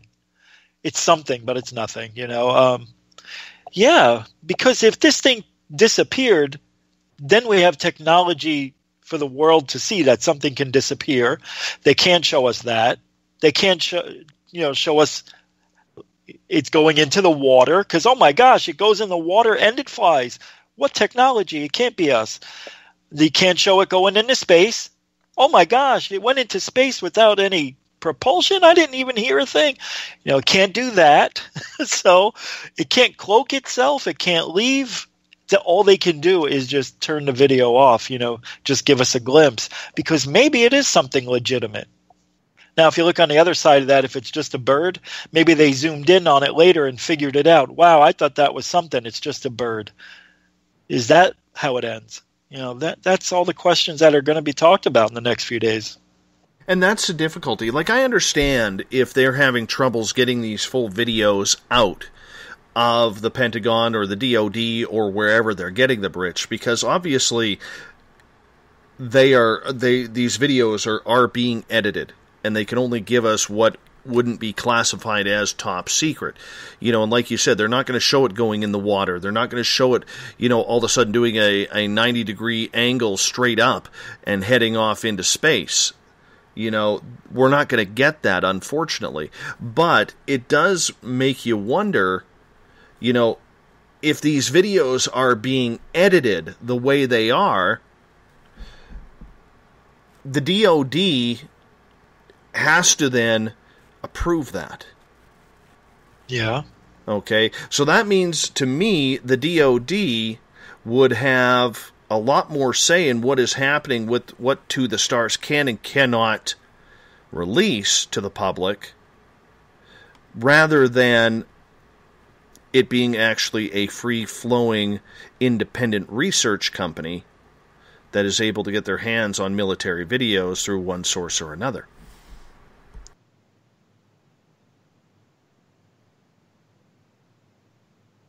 Your thoughts? Oh, I'm sorry. I accidentally did a 50-year-old thing and had hit my mute button by accident. Well, you're old now, so. I know. Thank you. I appreciate it. I can use that excuse. So what I was saying is if an independent party got a hold of this kind of video and they posted the whole unedited version, they know that if they do that, what the consequences might be. You know, it could be a life-changing experience for them in the worst way. So that's why you don't see these videos being released by individuals or private parties, because they're hard to get and they know the consequences. So we're stuck with what we have. And if the DOD did approve this 10-second, 15-second clip, it's because it's nothing or it's everything we dreamed it would be. I'm going to, do something I don't normally do and pray that this is something worth hiding, slowly graduating us into believing that, this technology exists. We didn't have it originally, maybe they found it under the Sphinx or is from aliens, who knows. But the technology, I think we've had it for many years. This could just be us showcasing what we have without the alien involvement. There's so many different ways this can go, Dave. That's what's frustrating. It's very frustrating because I think a lot of people who initially had a lot of excitement surrounding the To the Stars entry, I think they were hoping for a lot more than what we've been seeing. And from what I've been reading online, and I realize I have to take that with a grain of salt, and talking to the people that I have talked to as well, it really seems that, people are wondering, well, give us the goods. You're using public money to cover this up. I pay that public money. I want to see what you got. Give us the goods. And the goods just aren't there. No, they're not. And I wish they would say, look, we have to do it this way. Give us a reason why you're only showing us a 10-second clip. If they would say, look, we want you, we know that people out there want us to give you everything at one time. Well, however, we can't. We have to get it approved, maybe, who knows. Or, we figured this is the best way to do it slowly and surely. The last time they released it was December 16th, I believe. And here we are 3 months later. That's not too bad of a turnaround time. I'll take that if they're going to release something like this every 3 months. But you got to give me more, man. You got to show me some details of the craft. That's what we're missing. There's no details. There's no explanation on what's being shown to us. It's just, here it is, you decide. Well, if you go to WashingtonPost.com, there is a story on this video right there, but I find it very interesting because it's right on the front page. Okay. I'm pulling it up. I find it very interesting that the author of the story is Christopher Mellon, who is a private equity investor and advisor to the Stars Academy for Arts and Science. So here we have the Washington Post potentially running a propagandist piece. Yeah. Because he's not a reporter for them. Right. He's not a reporter. How the hell do you get away with that? How the hell does the Washington Post use an article written by Christopher Mellon, who is part of the campaign? Yeah, that's like me approaching one of the British Columbia newspapers and said, "Hey, have you heard of Spaced Out Radio?" No? Well, guess what? Give me 1,500 words or 700 words, and I'm going to write an article about me for you guys to run. Huh? They're going to laugh at me. Huh? That is interesting. That is unbelievable. I don't see the story, though.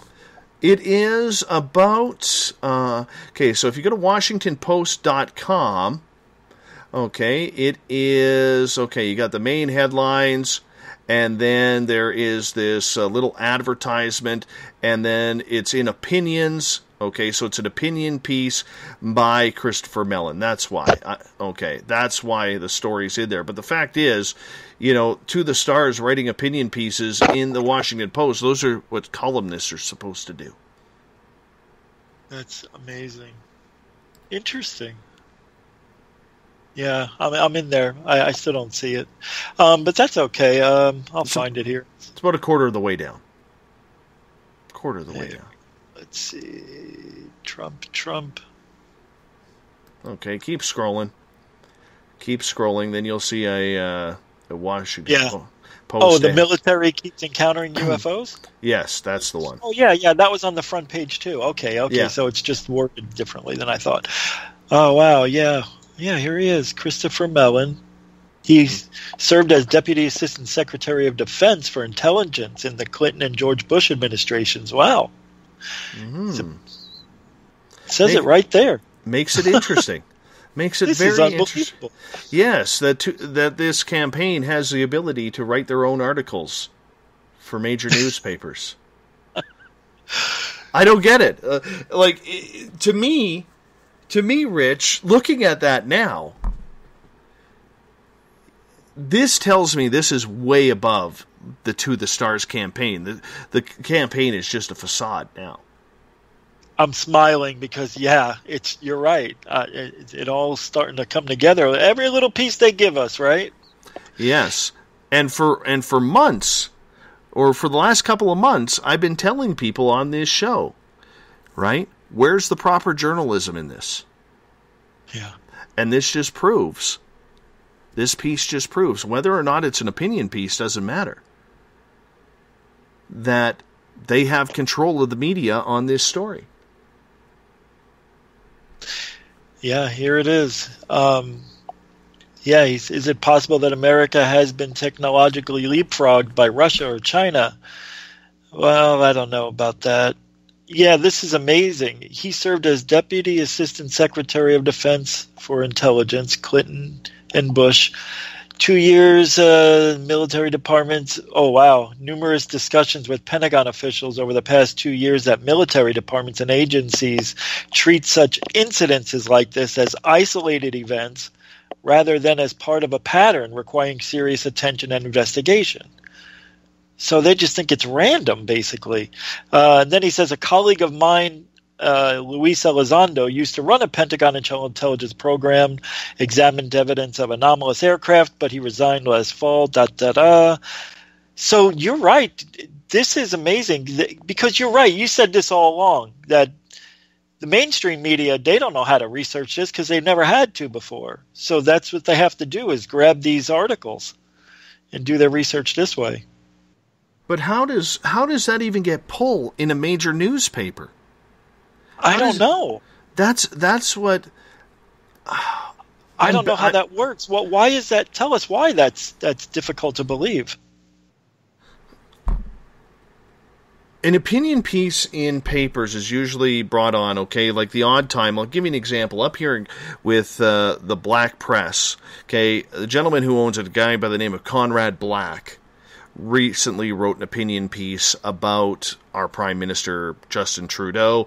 We're not going to get into everything the unicorn is doing tonight, but, that's just, he wrote an opinion piece. Usually people who write an opinion piece are people who are one way or another involved with the newspaper. Okay. All right. Like maybe let's just say, for instance, you're down in Arizona. Let's say the Arizona Coyotes hockey coach wanted to write an opinion piece about, how to make the game more exciting for people in your state to come watch Coyote hockey games, right? I mean, that's kind of how it works. But I mean, to have somebody in a topic like this write an opinion piece from the campaign, usually, unless the paper asked them to write it, which would seem odd, I find it very intriguing that they would go up to the paper and say, hey, can we place this article?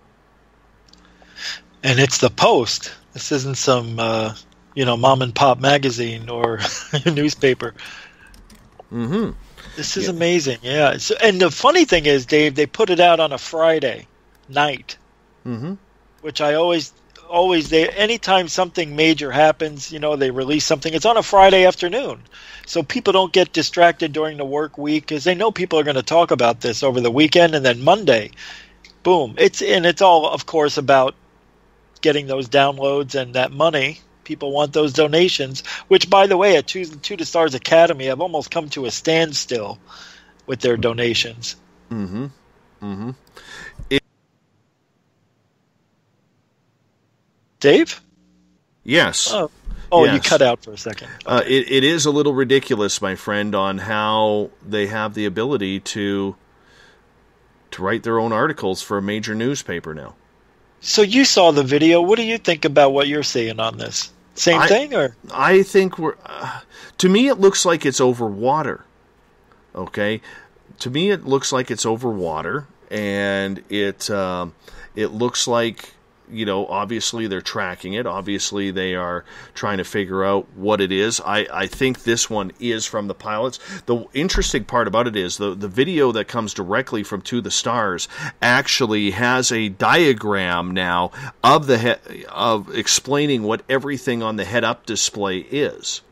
Right. So I'm looking at this right now. This does not look like land. It looks like it's over water, and you see what looks to be a bullet being tracked. You see the Hornet's radar finally grab a hold of it and track onto it, but it does look like it's going over water or some sort of forested land, one of the two. And, so obviously the camera is pointing away and down from it. Yeah. I don't, but I mean, they only released 15, 16 seconds of it. So, I mean, it's very tough to know whether it's like I said, is it a cruise missile test? Is it a test of something else? I don't know. I really don't know. Well, who doesn't know? The general public. And that's all they really care about. They don't really care what we think. Although we're going to make some noise, of course, but it's all about the general public. You have to think there's only maybe 1% of, maybe not even that much of people who are into paranormal as investigators, but we know that 80% of people in North America believe in, UFOs, that they exist. This is nothing to write home about for us, but I think the public, it says here it was 50 feet above the ocean. Okay. There we go. Sorry. Thank you. No, thank you for clarifying that. I honestly wasn't sure. Gail has a question here in Periscope's chat room. She's asking, do either of us know if Jeff Bezos from Amazon has anything to do with To the Stars? As far as I know, the answer is no on that. Have you heard anything? What was the last name? Jeff Bezos? No, I don't know. I haven't heard anything. Yeah, I don't think so, Gail. I don't either. I don't think so at all. But thank you for asking the question. I appreciate that. So, I guess when Monday comes around... Oh, you were going to say something, I'm sure. Well, I'm just, Derek on Twitter, conspiracy theorists complaining about disclosure. What does that mean, Derek? I mean, as a non-radio host here, because apparently that's what I am to you. What does that actually mean? Because I'm not really a conspiracy theorist. I'm actually someone who is trying to look at this quite logically. So please, tweet it out to me, Derek. This non-radio host needs to know. Yeah, both of us, right? They're just...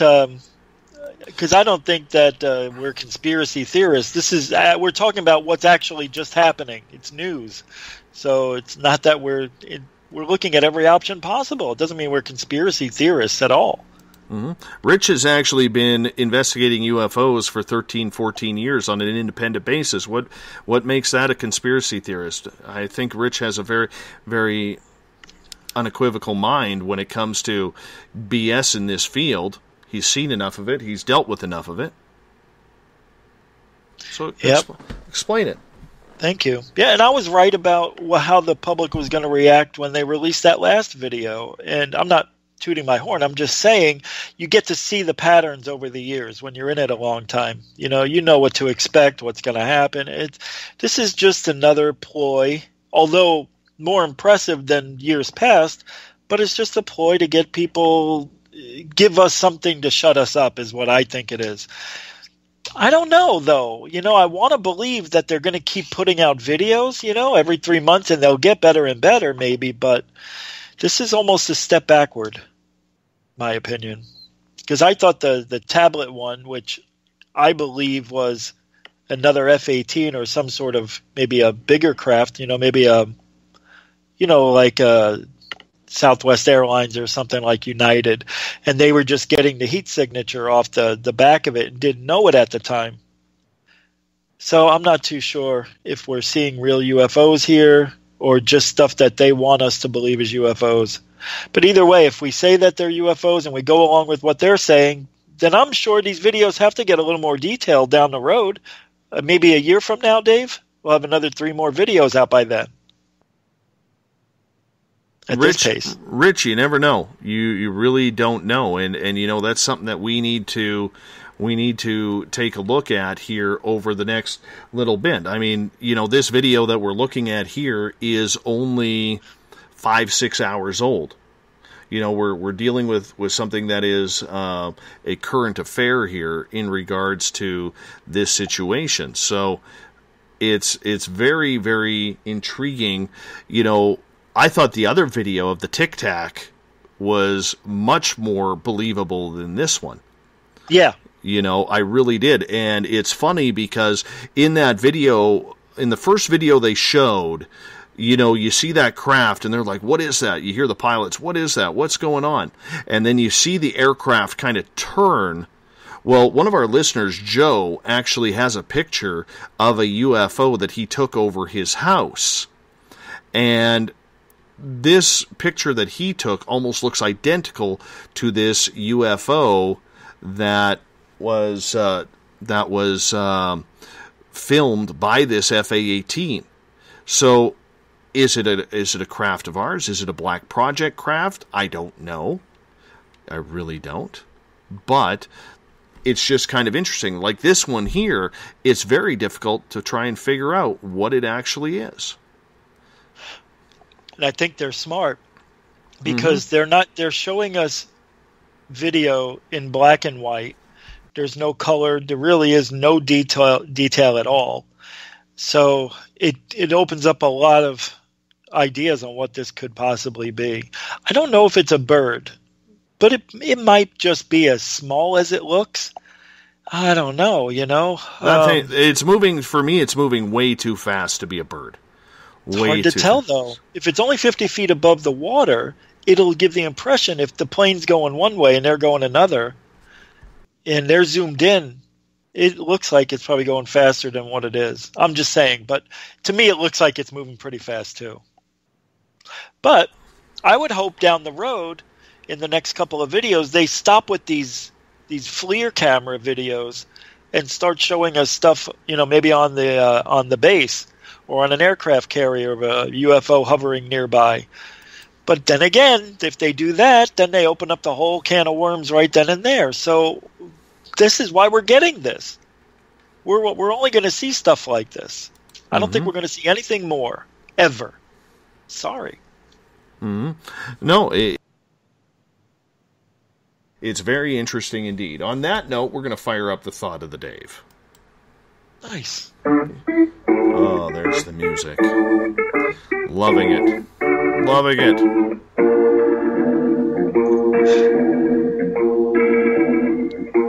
Oh, it makes you feel good. I know Jeff loves this one. Jeff on Twitter. Thought of the Dave happens every single night on this show, where we take what you have to say and we run with it. We ask a question, usually daily, on our Facebook page, and then we get you guys to answer and give us your thoughts on what you think is going on. Rich, have you played the Thought of the Dave yet? I think I've played it once. It is kind of fun. It's awesome. It really is kind of fun. Well, I mean, I play it every Dave, but I played it nice once on the show. You very like nice. that? Yeah, I did. I did, actually. That was a lot of fun.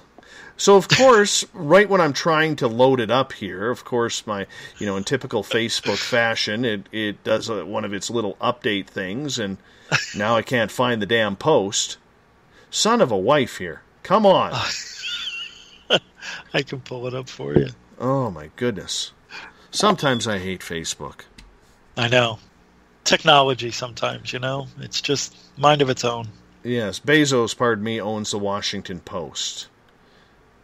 Oh, okay. So that's why Gail was asking. Just should clarify that a little bit. So that's kind of the way we run. Is the one about the curse, is that it? Yeah, I'm going to get to it. I'm almost there. I can feel it. I can feel myself getting a little bit closer. Almost there. There it is. We found it. We found it. Yes. High-quality radio coming at you. So today's thought of the day is, have you ever had a curse or spell on you? If so, what happened? Rich, have you ever had a curse or spell on you? I have, and nothing happened. Yeah, and take us through that situation.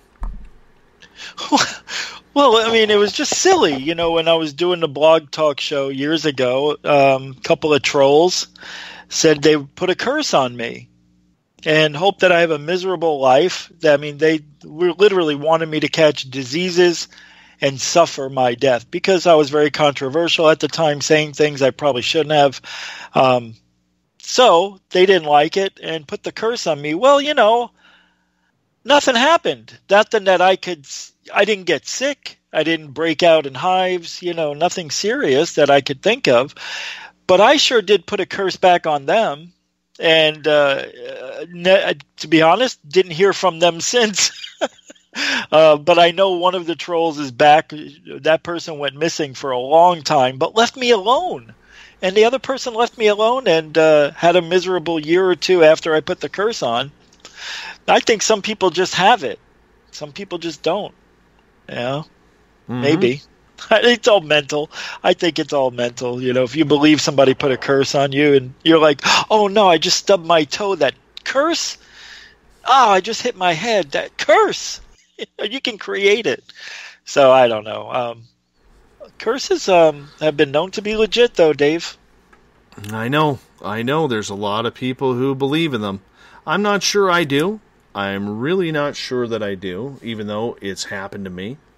I don't, I don't remember feeling any, weird side effects, or anything along those lines. But, the fact is, there are people doing it. So let's read some comments here.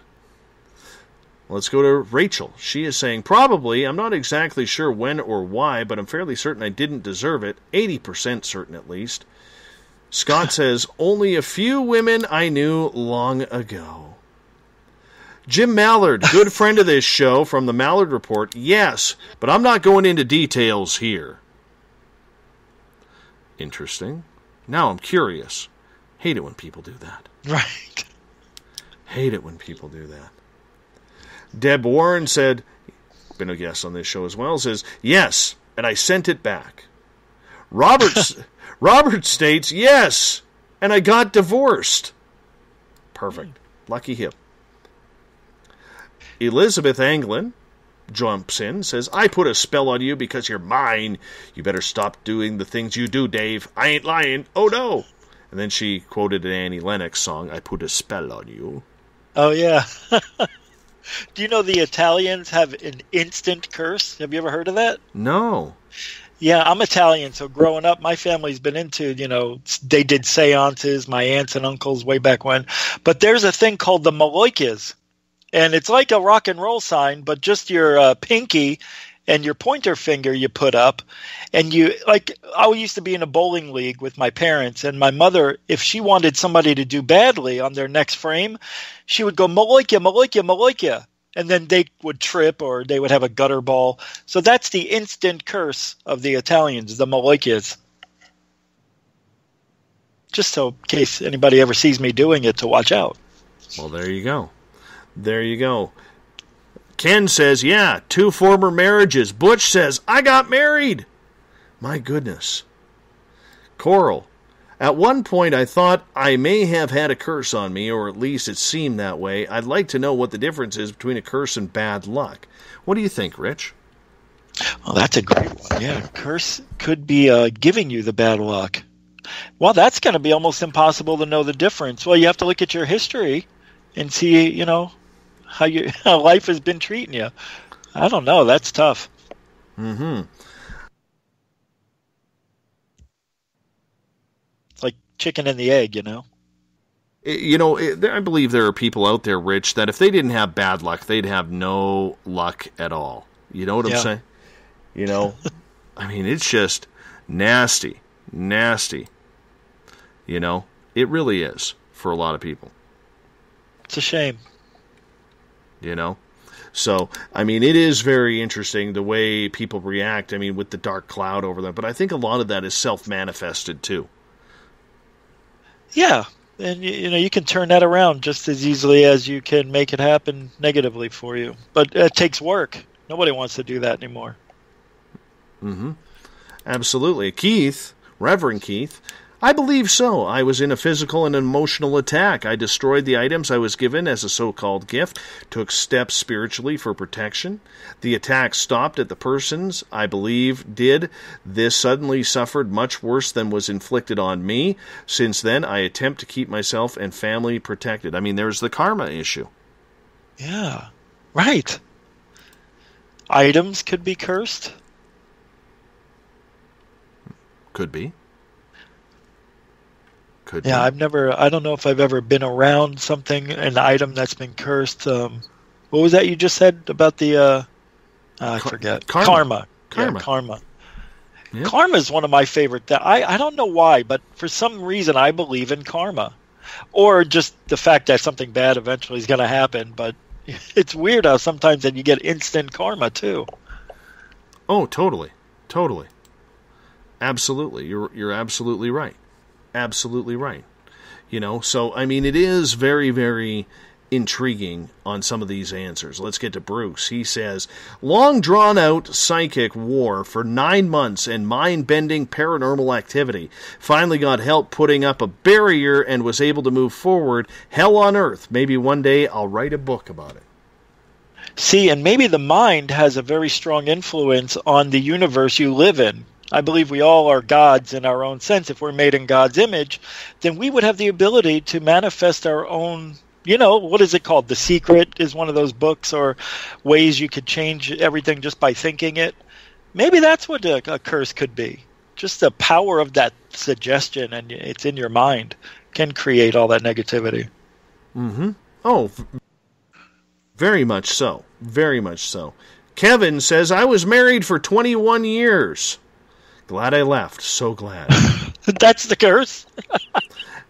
Adam follows up, or Adnome follows up. I do believe my ex was cursed. It took some time after she left to get my life back together as far as my own self-worth. The rest will now fall into place. Carmen says she broke a curse on her. Linda, on my family and home from 1897, a woman wronged by a male member of my step-grandfather's family. He used her, married another with status. She took up witchcraft and cursed him, then committed suicide in the field behind our home. His mom built in 1894. The witch also placed a conjured entity in the home. I've seen it. Brothers were choked by it. She went after females, women, children. She was after me. Slammed the car door on my head after shoving my head down. She was removed in 2004. The conjured entity disappeared after she was removed. Now that is scary as well. That's unbelievable, man. Could you imagine? No. But yeah, it's awful. Oh, horrible, horrible. Rich Giordano, thanks so much for coming in for hour number 3 to talk about the To the Stars video. I very much appreciate that, my friend. Thank you for having me on. I'm glad you asked me to come on. I was excited when I found that there was this new video, so I'm glad we talked. Thanks. And happy birthday to you, my friend. Happy birthday. And, I hope your next 50 go the same way as your first, which is no answers in the UFO field. Thanks. God willing. Absolutely. You hold on, Rich. We also want to say a big thank you to Sheila Renee Parker, who came on the show to talk witches, spells, and curses in hours 1 and 2. Sheila and Rich making this just a fantastic show once again on Spaced Out Radio. Thank you so much for tuning us on in. Tomorrow night on the program, Joe Roop with Spaced Out Saturdays, and then Elizabeth Anglin's in for Spaced Out Sundays Cosmic Passport to end the weekend. I want to say Mr. Ron Bumblefoot THAL is rocking us in the background with Little Brother Is Watching. Bumblefoot is the official music of Spaced Out Radio, rocking us in and out of every single show. We much appreciate the guitar god himself for doing that. Want to say a big thank you for your support all week. If you've been listening at home, in your cars, online, at work, wherever you may be, a big thank you to everybody who's been watching us live, giving us hearts on periscope.tv, and everybody who has been listening in at hashtag Space Out Radio and participating there. Everybody in the SOR chat room on Spreaker, and to the Veterans Club in the SOR Space Travelers group on Facebook. Thank you so much. You guys do so much. We keep on building. We keep on getting bigger. We keep on getting better. And it is all thanks to you, the valued listener. Because together, my friends, we own the night. I will talk to you on Monday when my guest will be Tim Doyle from UFO Seekers. It's going to be great. See you then. Mr. Bumblefoot, we need a favor. We need you to take us home. Good night.